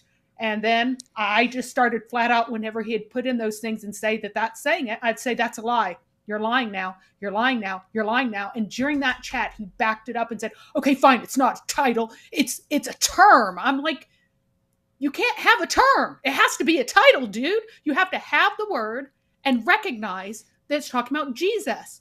And it isn't a term that was used. But anyway, but that's Yeah, why ju- Mel's so just- upset. Just to be clear, right? Because so Mel is saying he never said that we're straw manning him. We were never attacking Mel to begin with, but I just want to make it clear that he did in fact say it was a title. There's a community post on his channel from 4 days ago saying that he apologizes for using the term title. He blames it on someone else. He says he inherited it, but either way, he admits that he was using the term title all this time, and he backed away from it 4 days ago. But he's saying we're straw manning by responding to what Jay said but he never actually said that when he did in fact say it. But he's saying, oh, well, I didn't actually mean it. I was just using the word title because that's what other people before me said. I didn't actually care. I didn't actually think what the implication of saying the word title would mean. Wow. It's like when they get called out on a lie. Oh, it wasn't me. It was someone else. It wasn't me. Was it you? Was it me? Was it him? Oh, it was none of us. I only made a Syriac mistake. So Mel actually did say that. Yeah, So he this did. is not a straw man. So even if we were addressing him, Thaddeus is saying that he actually did say that. So that's crazy. Wow. I don't know what that makes Mel, but that I don't trust him. He is probably the last person on the planet I would trust on anything at this point. Yeah, so let me just read this sentence word for word.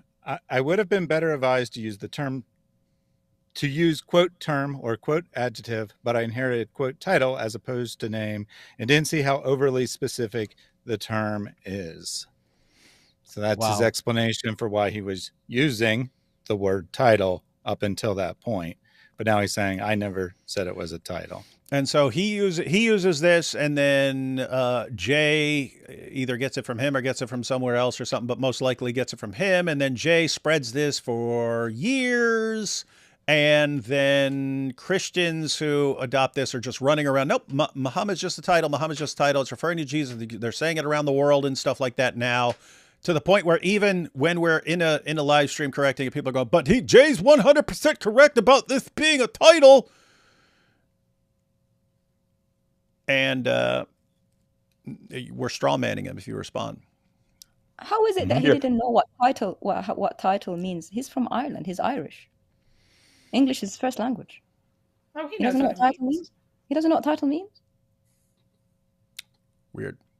All right, we've got a few seconds left here. I'm the one that made a mistake. God bless you, Mel. You Thanks both so made much. a ton of mistakes. Well, listen, Jay, I'm going to throw myself under the bus. And the biggest mistake you ever made, Jay, was getting your information from Mel. Terrible, terrible, terrible mistake. And I know you're listening, Mel.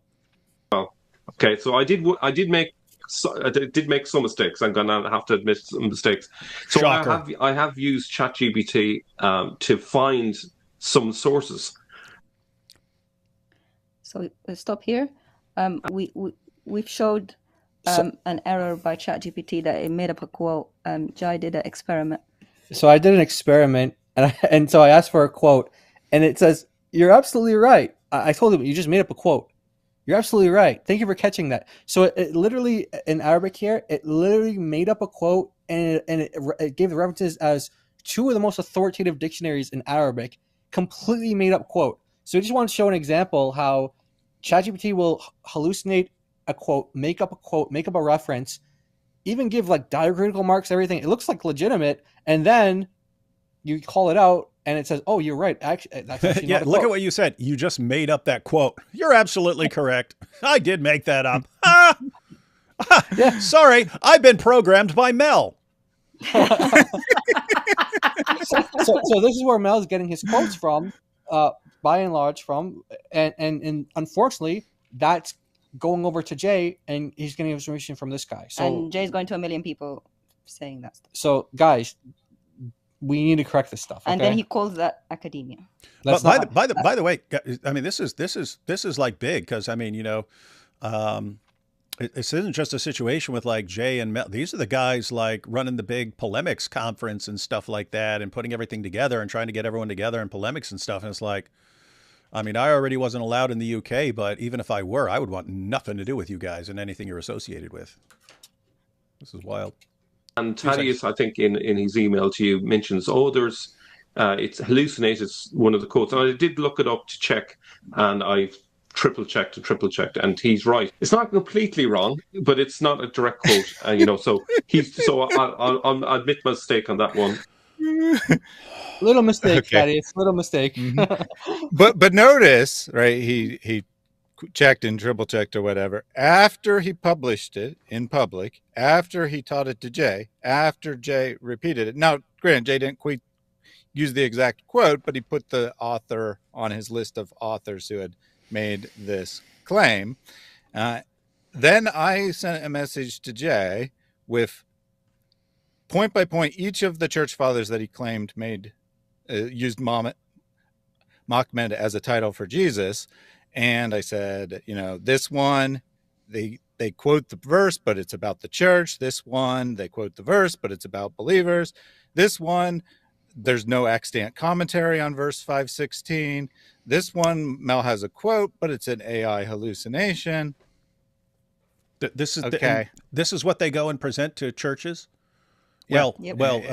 Mel basically feeding stuff to Jay, and then Jay going around and using it. And this is how they put their arguments together. And this is how they respond when everything like comes crashing down and it's all completely bogus.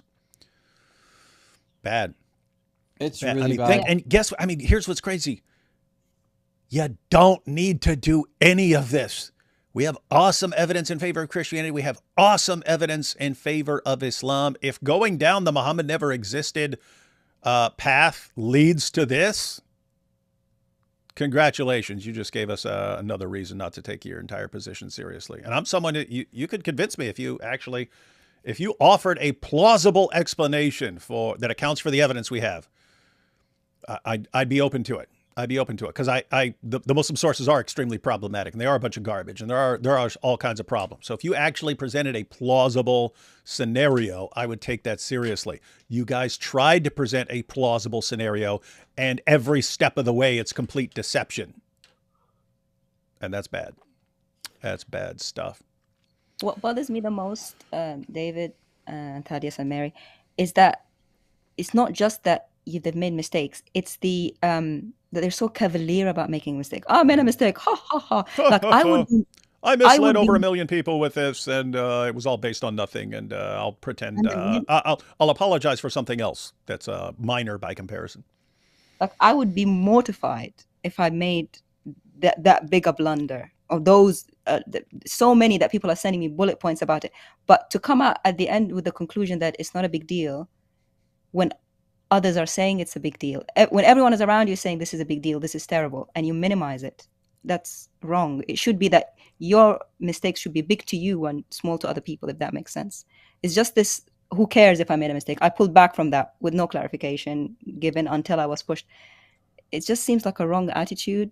And then to say that the people who brought the mistakes to me to make me better are not my peers, not taking anything from them anyway, and coming out thinking I'm vindicated with just one small mistake is just disturbing to me. This whole thing, it's extremely disturbing. It's extremely disturbing. So if you just go back a little bit, I was like, okay, Jay sees things differently from me. We can look at the same evidence and come to different conclusions. Why? Because a lot of like, do you trust this principle or that principle more? A lot of that's kind of subjective. Like how much confidence I have in the principle of embarrassment. You could have a ton of confidence in it, or you could have no confidence. That's kind of subjective. It's kind of up to you. But that affects how you're going to evaluate evidence and so on. It affects the conclusions you're going to draw. So I'm completely comfortable with. I'm good friends with Robert. I'm good friends with Robert Spencer. Robert believes Muhammad never existed, or if he did, it's just like completely unrecognizable. I'm totally fine with that. I'm totally fine with that. And it's fun. We can have debates. We don't dislike each other over anything. So I'm completely comfortable with Jay coming to different conclusions and arguing his case and so on. He should.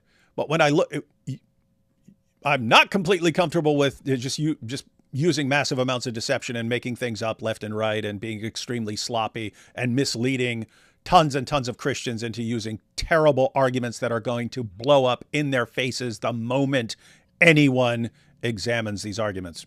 That's bad. I mean, just imagine a Christian running out to his Muslim friend. Hey, did you know where Muhammad actually came from? It was based on Muhammad, and this was a title for Jesus, and this is what is going around. And imagine a Muslim's like, wow, I didn't know any of this. Let me see the lecture you're talking to. This Jay Smith seems really, really reliable. Wow, this is amazing information. Why did I never hear any of this from my imam and so on? You're right. I have to reject Islam. I'm going to become a Christian. And then you find out, it's all deception. Guys, why do we have so many people leaving Islam? They keep catching guys in lies that we expose, and they keep catching them, and they eventually get to the point, I'm not trusting any of these guys. These guys are liars. Why do you want Christianity to become that when there's absolutely no reason to? We don't need to rely on terrible arguments and made up things. We don't have to at all. Why would you want to go that direction? You guys have just completely wrecked any bit of respect I've had for this Muhammad mythicist position. Keep in mind, I understand it's possible. It's possible I'm wrong. It's possible I'm wrong, and so on. That's been my position. You could eventually give me enough evidence to even sway me, or even if I never am persuaded by the position, I can at least acknowledge it as as a plausible possibility. You could give me enough evidence to think of it as a serious alternative and so on. Looking at you guys trying to formulate a case for it, this is what you guys do. This is what you end up with. And you guys are like the leaders of this position, and you have to make stuff up every step of the way. Pretty terrible. And someone reminded me of something. I didn't even remember it because it was so silly, but Jay Smith, to debunk me and claim that I've changed my views, pulled up an old article from my website where I explained that contrary to what many people think, early Islamic sources do not say that Mecca was on the spice route. And he said, "Ha, she agreed with us. Why did she change her mind?"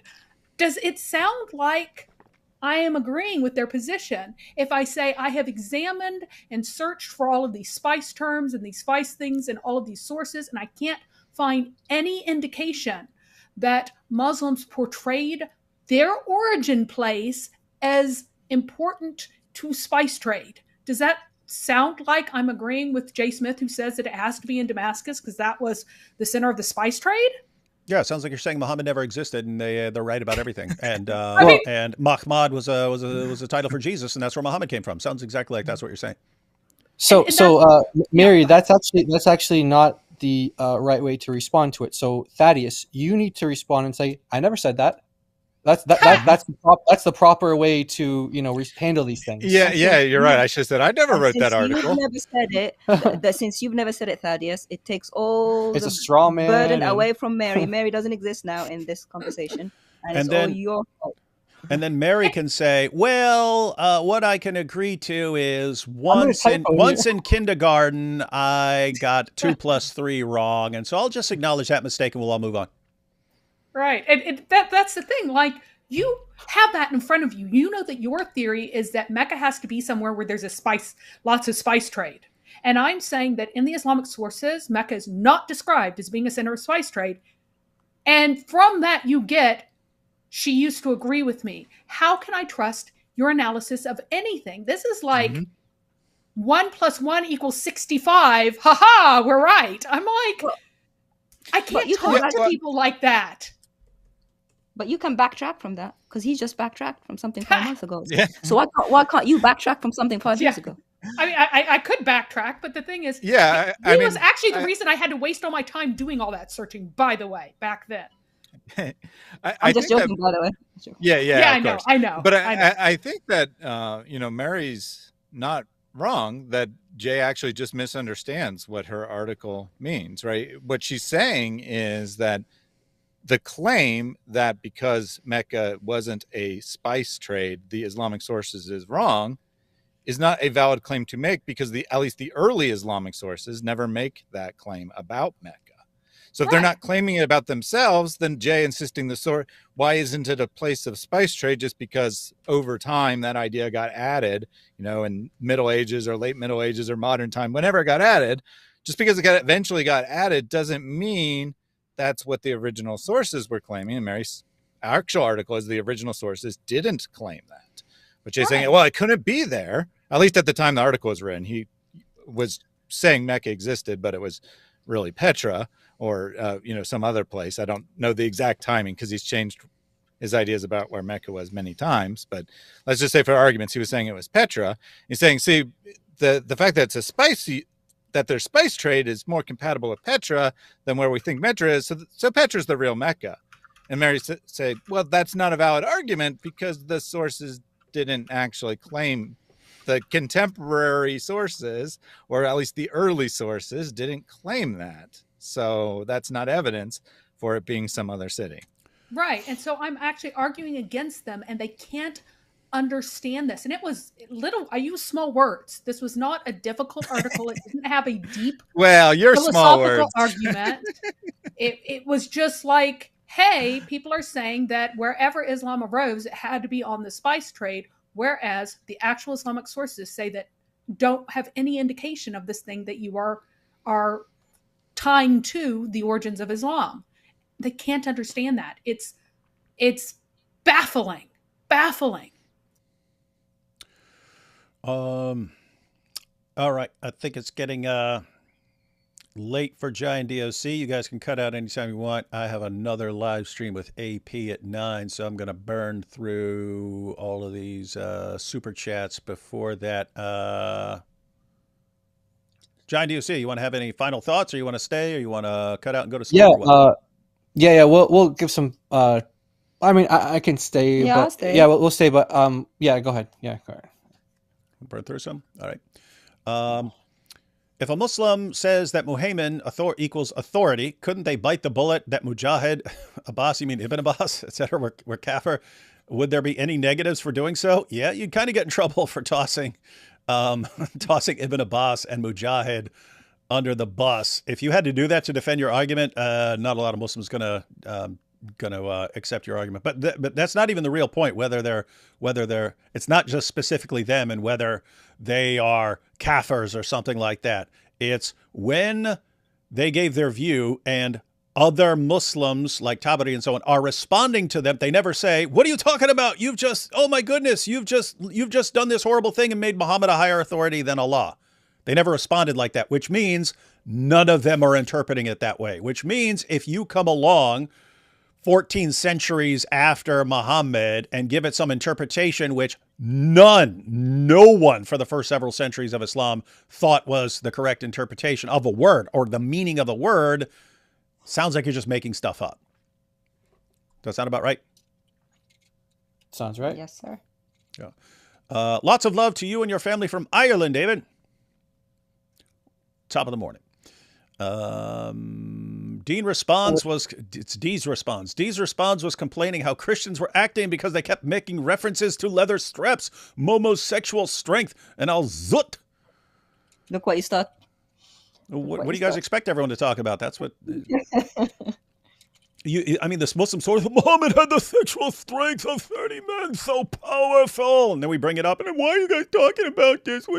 That's what Muhammad's companions talked about. Liked today's video on the al-Zut. Muhammad liked the al-Zut too.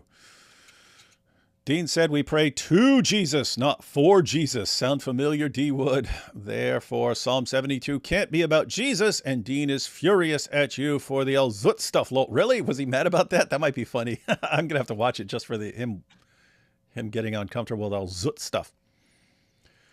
Oh, boy. Come to Ayr and play with your foot at the border with UK. I'd have to have a really good reason for heading out there. If you lie to get a Muslim to leave Islam, you are no better than Dawah. Yeah, that's what that was you, DOC, saying earlier that Dawah thinking is ends justify the means and so on. And yeah, the ends justify the means. That's you can actually find that in Islamic theology if you look hard enough. Like for example, Muhammad would give the money for the mu'allafati qulubuhum to entice people to come to Islam, Surah 9 verse 60, and if you can get, and they do love jihad to make people fall in love with them, so you can convert anything to get them to become Muslims. And there is a story, Jai knows the story of getting a Jewish man, that's said by some sheikhs, get a Jewish man who loves alcohol to become Muslim, lie to him saying that.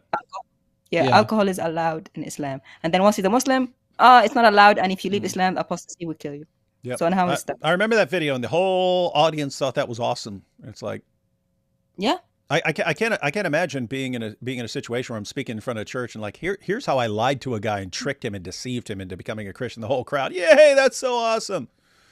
It's awesome in Islam. Let's see. I'm sure non-Christians are doing that also here. I don't know what that's in reference to, because this is from a long time ago. Keep doing what you do, Giant DOC. We don't appeal to human authority. We appeal to Jesus Christ, who is the truth and the only authority to the truth.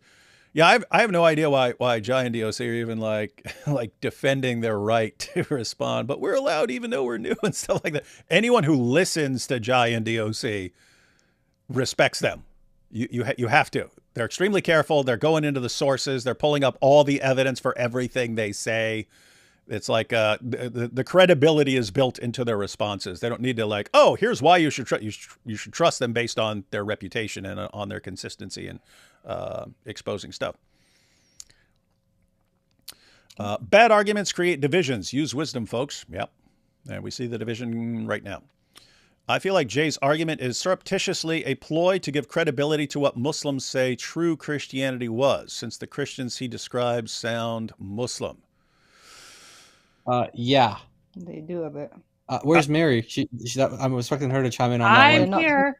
Yeah, I don't think it's intentional. I don't think it's surreptitious. It's kind of accidental. Like, this is the result of sloppiness. People can use this against you. It's like, watch. Now guys are going to start using, oh, look, even Jay admits that Song of Solomon 5:6 is not about Solomon. It's about something else. So we'll present a better case that it's actually about Muhammad, because the word fits better with Muhammad. It sounds like Muhammad. And they're already admitting that it's not about Solomon. Watch. And yeah, it's happened before. It'll happen again. I really believe that Jay, over the past 5 years, has done more to embolden Muslims and give them talking points and attack points than he has to strengthen the body of Christ. There are a number of things that he said that people have come to us and going, Jay Smith says this. And I'm like, why are you saying this? Why? On IP stream the other day, Jay said Muslims fought the Battle of Yamaha, not Yamama. Apparently, motorcycles are much older than we thought. Yeah. Very powerful. D-Wood, Mike Winger posted thick burgers are better than smash burgers. Your thoughts? Well, we don't have any of that stuff. That's West Coast stuff for losers who are on the West Coast. But just because it's Mike Winger, I would assume the opposite is true, because that's what I always assume with Mike Winger. Coins or it didn't happen. Oh yeah, that was one of the problems that we were running into when we were doing our stream, going into all the evidences and things. And we were like they came to a point where we're like how do we give evidence for something that's not exist. there? Yeah. So like we can't show you a dictionary that says it doesn't mean that. So it's like we just had to say, hey, give us the source for this. But then when we do, they say we're pedantic. Yeah, so it's like I can't win. So yeah, we need a coin saying it doesn't mean that, I guess. My favorite Christian apologists. Oh, hi, David. Hey, how's it going? Made Dean look up leather straps hadith with me. Classic. Oh boy, doesn't it seem like every Q&A from every debate now is going to have something about al-zut or leather straps? Robert Spencer holds the same views as Jay Smith. With due respect, D. Wood, you have never collected a bunch of self-claimed scholars to attack him. That so-called daughter of Christ called Jay a liar. If I see Robert Spencer arguing like that, and guess what? If Robert's wrong, Robert will acknowledge he's wrong. If you show him evidence that he's wrong about something, he will acknowledge that he's wrong. You wouldn't see anything close. I've never seen anything close. And keep in mind, I disagree with Robert on this issue. I've never seen anything close to what's going on there. In other words, even if Robert says something I disagree with, and I think, oh no, I think that's factually wrong, it would never be in my mind that he's just making stuff up or something like this. It would be like, oh, okay, he read some source that said this and stuff like this, and you know, it turns out to be wrong or something like that. No, Robert Spencer. If you go back a couple of months, I would have thought Robert Spencer and Jay Smith are very similar. I would have had a lot of trust for both. Right now, I can say Robert is significantly different in terms of sloppiness from Jay Smith. And I'm giving the benefit of the doubt and assuming this is just a ton of sloppiness on Jay's part, and he's just listening to an extremely bad actor on all of this. And let me just say, Ronald, daughter of Christ never called Jay a liar. Can you give me the give me the timestamp, please? This is one of the people that we're talking about. This is one of the people that goes around to Jay. This dude lied? Yeah, he goes around telling Jay lies. Daughter of Christ said this. David said this. Jai said this. Guess what, Ronald? Jay comes to us and now he's asking. Now we got the point where he's actually trying to confirm things without just assuming things. So all you kind of people like Ronald type, and he mentioned 3 others. There's other people that come to him as well, but he mentioned 3 to me specifically. You guys are liars, and you're not doing something that honors Christ by lying about people. So when you make up these lies to Jay and say, "Oh, this person said that, this person said that," give evidence. Yeah, because when we get those accusations, now we're like, okay, we'll show you what we actually said. And we know what we said because I guess, as I said, we don't edit our videos like after they've been put out. We don't. We have transcripts. Everything's out there. We only did one, actually. We only did one video on it, so it's not hard for us to go through and say what did we actually say, what didn't we say. So Ronald's just one of these liars who is going to continue to lie. He's going to continue to lie. Not on this channel because he is officially blocked. Learn not to lie, Ronald. Hey, Ronald, you're worried about people calling Jay a liar. I just called you a liar. How's that feel? Yeah, he is a liar. Yeah, he's a liar. He is a liar. How's that feel, knowing that you've been exposed as a liar? Now go ahead and run to Jay. Oh, they said you're an alien, Jay. They said it. I know I can't show where, but believe me and complain about it because I like causing division. What a loser. What would a conquering Muslim care about more? Printing money or sacking a city and taking, there's a key word in there, conquering.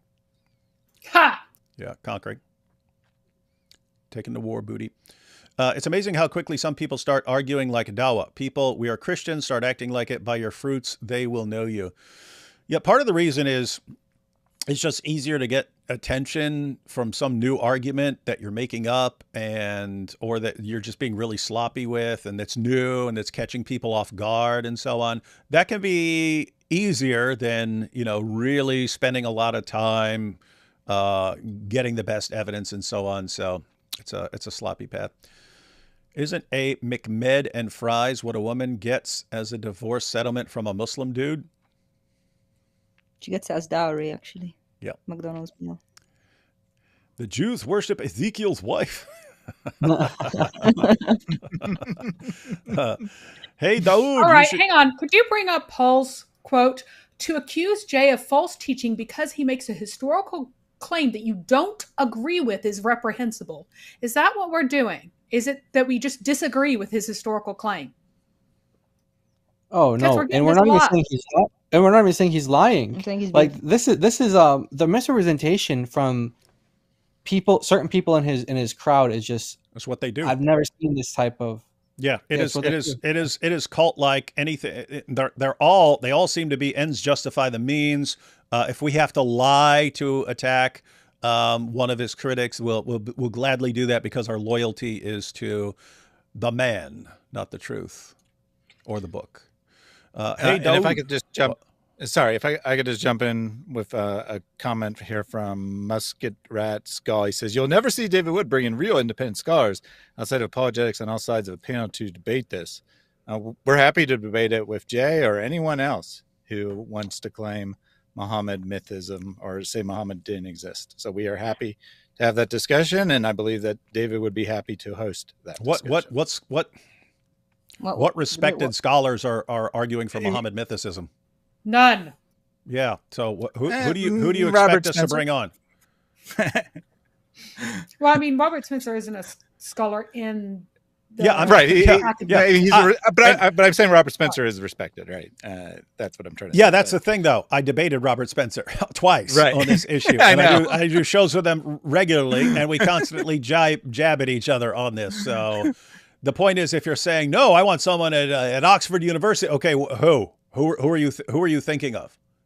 In other words, Jay and these are the guys who are making the arguments. So I don't even know what to do if that's not good enough. It's like you're saying, go to people who don't exist and face people who don't exist on this topic.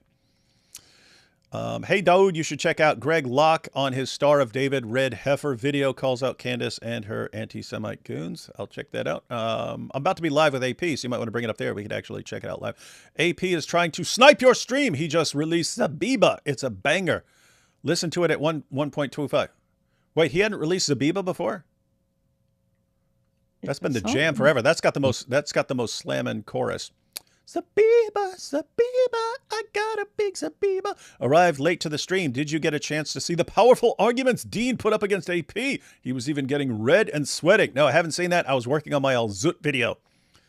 So I'll have to check that out later. I think we're going to check out some of it in my live stream with AP later on his channel. Thanks for the hard work, guys. I always found it hard to trace his claims. Happy I took a skeptical approach. It is very good and healthy to take a skeptical approach. If one of us here is presenting some argument that's like completely new and goes against the grain from what everyone else is saying, you should be saying, okay, I want to see some evidence here. That is intellectually healthy. Is it possible Jay is so determined to prove Momo doesn't exist that he's willing to be deceptive out of frustration, that he has no explicit evidence? I mean, if you're talking about it, it's possible. Yeah, it's possible. I'm not going to say that's what's going on, because it's also possible, and I would say more likely, that he's just being incredibly sloppy, and he's being fed information from unreliable sources that for some reason he respects, and he thinks like Mel is this great source of information. Wow, he knows all this stuff, and so let me just run with every idea he puts into my head, hoping he gets past that and realizes needs to be more careful. Jay spent over 10 years on this. I think he spent so much time and energy on it, he doesn't want it to end as a false result. Here's the thing. You don't need to make up stuff about Mahmad and things like that in order to run this argument. You can run it just based on Muslims have crap sources and say, so I don't trust any of it. That's a good idea. Yeah, I call this decay the Zoomerization of knowledge. Here's idea. Do now chat GPT session on word Mahmad. I just want to apologize to Giant DOC for the accusation on their other stream, hearing D Wood talk about it and Jay's behavior since then. Well, I had taken his comments as a joke and not a true barb. Oh, like when he was saying, if you disagree with him, it must be for money. We've had so many comments saying, chill, guys. It's David is fine with it. They were just joking. They're brothers. You're putting too much onto it. Because, for the record, I took it as serious. I don't care about personal. It's always built, guys. When you've done all the crap I've done in my life, and people say, "Oh, David, you love us," it's like, dude, you don't know 1/millionth of how screwed up I am. and I don't think it's possible for people to psychoanalyze David just based on like his facial reactions and facial expressions. David is like a pro at psychoanalyzing people, but getting psychoanalyzed, it's poker face. You can't see very, anything. very hard to do. but we appreciate the apology. Thank you. Thank you. We appreciate it. There's an academic Vermel and there's J Verve. What is this? I don't understand. They're an academic Vermel and then J's Vervito. I don't know what this is. Only asking because I have no knowledge whatsoever on this topic, but could these languages have evolved over time and lost this original meaning? If you're saying something that's lost over time, you can kind of say whatever you want, but I'm fine with like speculating on something, but you have to acknowledge, I don't have any evidence for this, but I think this is possible. But yeah, if you're going to say things evolved over time and we've lost original meanings, you can kind of say whatever you want. But if you're applying that to Mahmad, no, you can't say that, because the claim is Christians were using this all over the place. And if Christians are using this all over the place, guess what? We have tons of Christian writings over the centuries. We have tons of inscriptions and so on. You should be able to find one somewhere if your theory is correct. So, yeah, just a quick comment on that. Hebrew, right? Hebrew was actually a dead language. It was revived in modern times. Brought back from the dead. It's the only language that's ever happened to. But resurrected, would you say? Yeah, resurrected. There was no native speakers of Hebrew, right? It was no one's first language. See, this is where Christians got the idea of resurrection from. And if you look at modern Hebrew, and this would be true of other languages as well, but especially with Hebrew, right, you're going to have that weirdness there, right, where the language died out, right? But all languages evolve over time. That's a fact. But the biblical Hebrew, right, when you look at a lexicon or whatever, it's going to tell you our best understanding of the biblical Hebrew words. And that understanding has evolved over time as we've learned more about the language and done comparisons with other languages, looked at it in translation, et cetera, et cetera.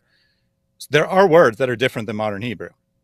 But all of the arguments are based on the biblical meanings of Hebrew as we best understand them, not like, oh, I know Hebrew, therefore, I was born in Israel, I speak Hebrew. No argument is based on that at all. Praying. Also, Go ahead. Isn't it very weird when you ask for evidence to say my evidence has been lost to time? Yeah, it is. Can any of us get away with that? No. Yeah. You can't. So you can't. Guess what, So you- guys? Like vast majority of evidence that has ever existed has been lost to time. You can't base an argument on it. You can't say I'm going to assume that lost evidence supports my case, because you can support anything like that. But that's like Dawa reasoning when it comes to like the Injil. It was talking about a book given to Jesus. Where is it? It's lost. Okay. Any quotes from it anywhere? You got any evidence for it? No, but I still believe it was there. Really, from the 1st century down to the 7th century, Muhammad's confirming it, but then disappeared from the entire planet. Yes. Well, you can't stop someone from believing something like that, but you can't take it seriously as an argument. Eli says, love you, David. And we love you, Eli. D would love your work, but Giant DOC, I love your work too.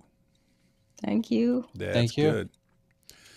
To Giant DOC, can you guys please break down Surah Imran's verse 55? I'm South Sudanese. The English translation is nonsense. Yeah, so you guys would you guys agree that the natural interpretation of that would be that Jesus died? Mutawafika? Yeah, and you can also find commentaries to support that as well. So, but yeah, that's what you would get from just reading it. But the Muslims have to use a theological interpretation of that and twist it, not a linguistic interpretation. So mutawafika, the literal meaning is I will cause you to die. And even in Arabic now, if someone has been deceased, the word for deceased is al-mutawaffa. Yeah, like you say, like tawaffa, so and so. So we say mutawaffa, so and so has just been deceased. So that's exactly it. Cause to die. Yeah, and if you since Muslims believe that when you fall asleep, Allah takes your soul away from your body and then He puts it back into you so you can wake up, and that they believe you can use mutawafika there because Allah's taking your soul away and stuff. You even have in Ibn Kathir when he's talking about 355, he says Allah must have put Jesus to sleep, taken his soul away and put him to sleep. Why? Because it says mutawafika, and the only other alternative would be he died, and Ibn Kathir doesn't want to grant that. So yes. So yeah. Sorry, what you're mentioning is Surah 39, verse 42. No. What? Allah yatawaffa. Allah causes does the tawaffa thing to the souls when they sleep, and حين موتها, when they die, and for those souls who have not died when they sleep. But it's very strange for Allah to tell Jesus, I will cause you to sleep.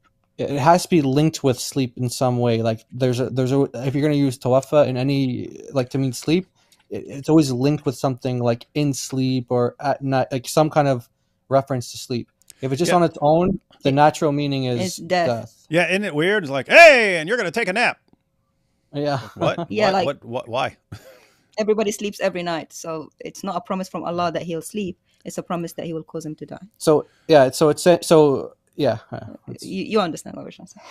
Yeah, I like how David uses his Cenk impression voice to mock the people in the chat. Actually, that's just my like arrogant idiot voice, but it just happens to sound exactly like.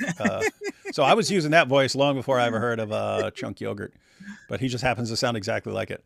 Thoughts? Yeah, I thought you were doing that too. I was like, oh, he's doing Chunk. Thoughts on the Islamic god Yaqub? I don't know if you're joking. Yaqub is the two-brain scientist of like I knew it from 5%ers, but apparently it's a Nation of Islam thing as well. But yeah, 5%ers roll with that. Doesn't A equals B, C equals B, therefore C equals A fail because a cat is a mammal, a dog is a mammal, but a dog is not a cat? Yeah, if you put it like that, it would be a version of the fallacy of denying the antecedent. But yeah, like how he's using it, it's just insane. It's like if you could pick anything, so like take any character or something like that. Curious George, right? Curious George. If I want to say Curious George is based on Jesus, that would be like a weird claim, right? Curious George came from Jesus. And then imagine I start arguing. I go, well, in Greek, Jesus is called Lord and Lord is Kyrios. So Kyrios sounds like curious. And therefore and you say, what are you basing this on? It's like, well, Jesus is Lord. So, but in Greek, it's Kyrios. And I'm going to say that Kyrios was circulating as a title in America or wherever Curious George came. I don't know, it was in the UK or whatever, but it was circulating in the English-speaking word as curios and then got applied to that. And you say, what? Show us any evidence of any of that it was circulating as a word. And I go, well, look at it. Look at it. It's right here. Jesus is Lord, right? Jesus equals Lord. Lord is curios. Curious George. Well, I don't understand. How could this be any easier? But that would be insanely stupid. And that's their argument, which is wild. That attempt using the law of inference was insane. Yeah, I'm glad people saw it, but Jay thought it was a slam dunk. I can't believe you have to break it down so simply. It's like we're arguing with children. Isn't clocking to Jay that you're standing on business? Isn't clocking to Jay that you're standing on business? I don't know what that means. Anyone get that? Like, isn't it making sense to Jay that we're just, that we mean it. Yeah, we say. David, I liked your content, but anyway, this Nomo stuff from Jay and Mel caused me trouble when resolving Islamic history since at least 2020. I ended up just dumping it when explaining Islamic history to people in real life. It's at the end of the day, guys. At the end of the day, guys, you have a position, and then there will be problems with that position or reasons to doubt that position, and so on. At the end of the day, what you're usually looking for is, what's the best explanation of the evidence? What's the best explanation of the evidence? There are all kinds of problems with the Muslim sources and the reliability and so on. If you say, what's the best explanation of the evidence, I'd have to go with there was a Muhammad and so on. I trust Raymond Ibrahim way more than these guys. Me too. If he told me the moon is made of cheese, I'm getting crackers. Yes. Especially when he's talking about Al-Zut. Check out Apostate Prophet's SoundCloud album. I've never been on Sound. AP will send me links to like SoundCloud and stuff, and then it says I have to have an account. And so I'm like, dude, just wait. Send it to me when it's on YouTube. Arabic came much later than Hebrew and Aramaic with influence from other languages. Aramaic, Hebrew, Himyaritic, Ethiopic, Greek, linked to Quran and standardized after Islam took off. Arabs predate Arabic. Yeah, that is not true. Mm-hmm.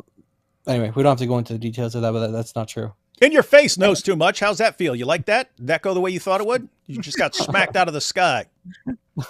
I mean, so what? I guess a brief answer in case they, are interested. But so normally what people are talking about is the development of like a writing or a script, because that's really the only way you can like tell when, when the language may be but it doesn't tell you when the language was spoken. It just tells you when they developed a script or when they started writing. And those are two very different things. Obviously, people are speaking before the script. So the scripts don't tell you when the language developed, right? So this is not something that's controversial.